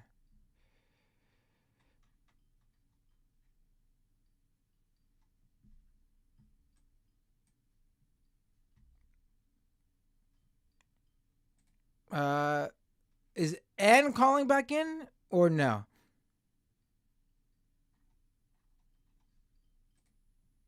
All right, let me take this call, and then that'll probably be it unless Ann calls back in. Hey, what's your name? Where you calling from? Hey, Matt, it's Phil in Delaware. Hey, Phil, how you doing? Can I put you up on the stream? Yes, sir. How you doing? What's up? Not much. I got a package here back from your building. You forgot to give me your apartment number. Oh no! Are you serious? Yeah, All right. put that in Let the me- chat let me- for me. Yeah. I'll Are you unbox serious? it. Yeah, I'm so you sorry, gave me but they your should still address they should and- still leave it in the they should have left it in the mailroom though. That's Look at this, and it was beat to hell too. So we're gonna unbox it to see how it came out, and you can see. I'm sorry about that. Yes, That's happened before. They just leave it in the mailroom. Well, they fucking like kicked it into the mailroom. It looks like. So let me see what's up. When did you get it back? Just today? No, it was a while ago. I had rushed it out because I moved, and so now I'm in a house with my in-laws, and we have 2 houses full of shit to unpack, and it's like I'm a sorry. nightmare. No, that's all right. Yeah, that's all right. Well, let's see if I need to make repairs because this doesn't look so good the way that the package. But you can see, I'll give you a peek. So I think this one was the one I made for Stan. You don't have his fan mail. No, I address, don't do have. you? I never know the address there. Every time I go there, I gotta ask for the address again. It's been a few years since I've gone there though. So Well, this is packed up pretty good. His looks all right. So maybe we'll have to send his. Actually, yours looks pretty good too. So let's see. I'll just show it to you because I don't know when I'm going to be able to get it. I'm packed bummed up. out. But it's then I'll show it to you, and then I'll pack it up better, resend. But it's actually pretty salient to the topic. When I made it, I thought it was going to be like timely and topical, and that some sanity would come to this. I mean, Christ, that was October, right? They've been brutally just destroying Palestine ever since. Right. All right, here we go. Boom. Oh, that's really It's been nice. packed. That's So beautiful, man. That's really nice. I guess it's backwards, so you can't read it. It says, "Free Palestine and apartheid." That is really nice. I'm really looking forward to getting that because it's going right up on the wall behind me. Yeah, so I'll get that out to you. Yeah, you don't mind if I throw That really pissed me off. They didn't leave it because because they don't deliver it to my door. They leave it in the mail room. So there's no need for them to have my. That pisses me off. But I gave you the I dropped the apartment number in the chat. Got it. Yes, one more time. It's nice and shiny. It's pretty good. So this is the first one that I made. And the one that I made for Sam, it's all wrapped up in bubble wrap. So I'm gonna leave it, but I'll send it to. Can you get it to him? Do you go to the office often? I don't. I don't. Ever? And is it far away? Should I just mail it? I mean, I don't know when I'm gonna see them, so it might make sense to just send it to them and get his email. If you send an email to to majorityporters@gmail.com, they'll get you the address. It's not like did, and these bastards. I'll have to check because I didn't. I haven't checked my email in a while, but I'll figure it out. Yeah, like so. Yeah, I mean, I like scrambled to make that. That was the first one I made. It is really nice. It is really nice. I used it for a glass on glass one. I kind of like traced it. So it was like the prototype, the first of a series. And the third one I made it a little bit bigger, and for a friend out in Colorado whose daughter, I mean, she must be 12, but she told her 10. She very little girl. She told her teacher, or she was told her friend at school. She's like, or some, she was telling me some story about how her 10-year-old daughter in like first or second grade got into a fight with some other kid talking shit at that age about, I don't know, some Zionist crap, but she was informed, and so I sent her one too, but I need to repair it. So I thought, those bastards who didn't give it to who took it back. Yeah, that's weird that your apartment's like that and they returned it. I've never heard of that happening. No one's ever reached out to me to tell me that something got sent back. So that sucks. Well, I'll try again for you, Matt. I love what you do. The coverage is great. The show was great today. Your show is always great. Well, and that's the thing. I listen to you a lot when I'm doing my art. So you're my number one muse, probably. I listen to Sam at work. So and you guys are pretty much my two. I like the Mafia these days. It's very good stuff. But anyway, I just wanted to get that apartment number, give you a shout out, and let you know. Keep up the good work, man. I appreciate it, and I'm looking forward to getting that because I think it's absolutely amazing looking. That is. All right, one more time. All right. It looks so nice. It's so nice. And I used a pretty cool glass for the lettering, so it was cool. Very small. It was very difficult, so put a lot of work into it, but I did bang it out real fast, and I really hope that we'd be in a better place right now. But Jesus Christ, man, what's it going to take? How? God damn it! A buddy of mine sent something because I'm a Delaware boy, so. He sent me, apparently the protesters just mobbed up the campaign headquarters for Biden over here. I didn't even realize that he was coming into town, and they kind of mobbed outside. They said they got about 100 people blocking the way into the campaign headquarters, so out there protesting. So it was nice. People are making noise. I had to tell my friend that I didn't make that one. I hadn't heard about it, but he's actually the director of the only pipeline watchdog in the continental United States. He's up in Bellingham, Washington, and it's just crazy to me. Like, we have to deal with this like I mean, can we call it Nazi stuff? I mean, it's horrific. The shit going on in Palestine, but it's also and the fact that we have a fucking president that's like proudly Zionist, but also that not just the Republicans, but the Democrats are also like. There's all this talk in the media anyway, and most of the politicians about oil and gas, and it's just fucking maddening how we're just going so far backwards. And it seems like it was like it's such a fast descent. I mean, it seemed like we were starting to get somewhere with like some sort of sanity, and then we get. I mean, I don't want to say it was even before Trump, but I mean, Trump just ramped it up, and all of a sudden it's Oil and gas, oil as if that's like some sane thing to be fucking going after. And Yeah. it's just like, I don't know, man. I don't know. I think about, I mean, my kids are a little bit older, but just anybody with kids, it's just like, how can you even, like, I mean, I've been struggling with it with my kids. Like, what can I say about their future? We got freaking Zionists opening up more land for fossil fuels, and I don't know. It's very depressing. I feel bad. Oh, you know what else I wanted to ask? You should one day show some pictures of your pets. I'm curious what your dog looks like. Oh yeah, sure. Yeah, I'll have And you have a to cat too?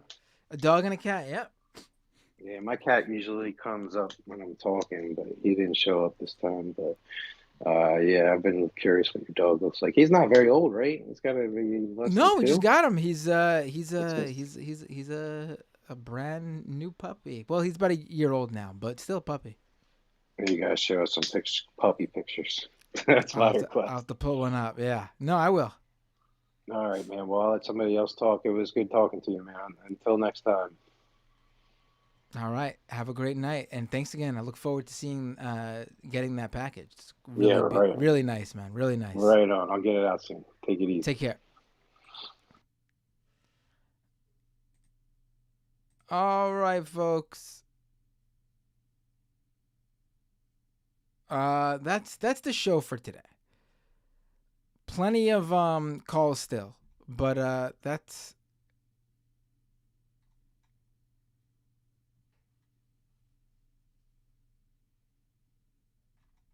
the show. Oh, I'll read some super chats. That's the calls, I should say.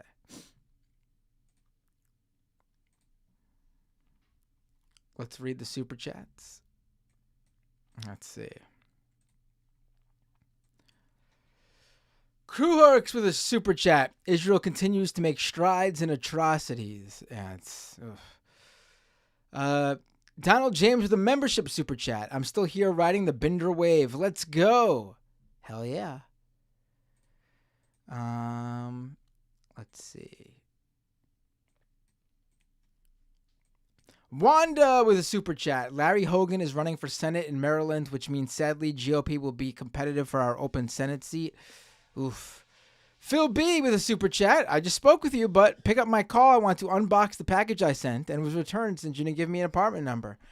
I can't believe it was returned still, but I'm glad we had that moment where you showed it on air. And I look forward to getting it and putting up in my on my wall. And Charlie the Ginnemar with a super chat. Think Biden will help Dems in Florida with that anti-trans license bill? Because I expect him to do nothing. Genuine question. I got no idea. I got no idea.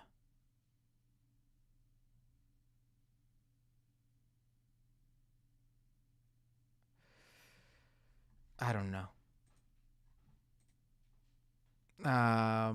When it comes to what he's going to do, what the administration will do, they haven't really done what they could do on a federal level when it comes to some of these things that right-wing red states are doing. It's, yeah. We'll see, though. Over on Twitch, Aussie Commie Plant Lady, resubscriber Prime, subscriber for 6 months. Thank you, Aussie Commie Plant Lady. We use the expression horse trading in Australia, too. Interesting. And all the way in Australia. Thank you, Aussie. All right. Folks, patreon.com/MattBinder. Once again, if you can, become a paying monthly subscriber. It would be greatly appreciated. Patreon.com/MattBinder. Thank you for the super chats. Thank you for... Oh. Well, let's do it next. Someone messaged me. I didn't even see these messages. Let's definitely do it next week. I will carve out a spot for you.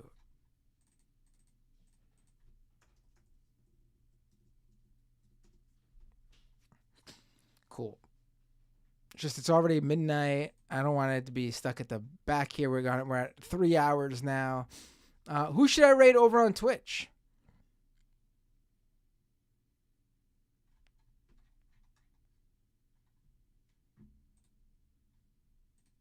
Oh, Omega with a super chat. Wanted to mention how Telemundo is whining about Soros-funded lawyers in New York City after the migrants that fought police story. Worth a check. What?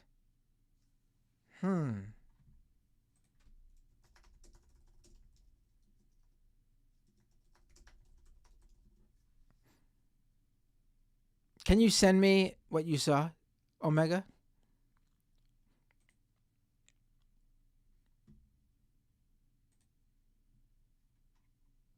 Who's on? Let's see. I see Hamosi Goat's on. USA Hole. I don't see Shark on. I haven't rated... excuse me. I'm coughing up a storm too tonight. USA Hole in a while. So let me rate USA Hole. Let's do it. All right, folks. I will see you. Majority Report on Thursday. Leftist Mafia on Thursday. Happy Valentine's Day tomorrow, everyone. And I will see you all next time on Doomed.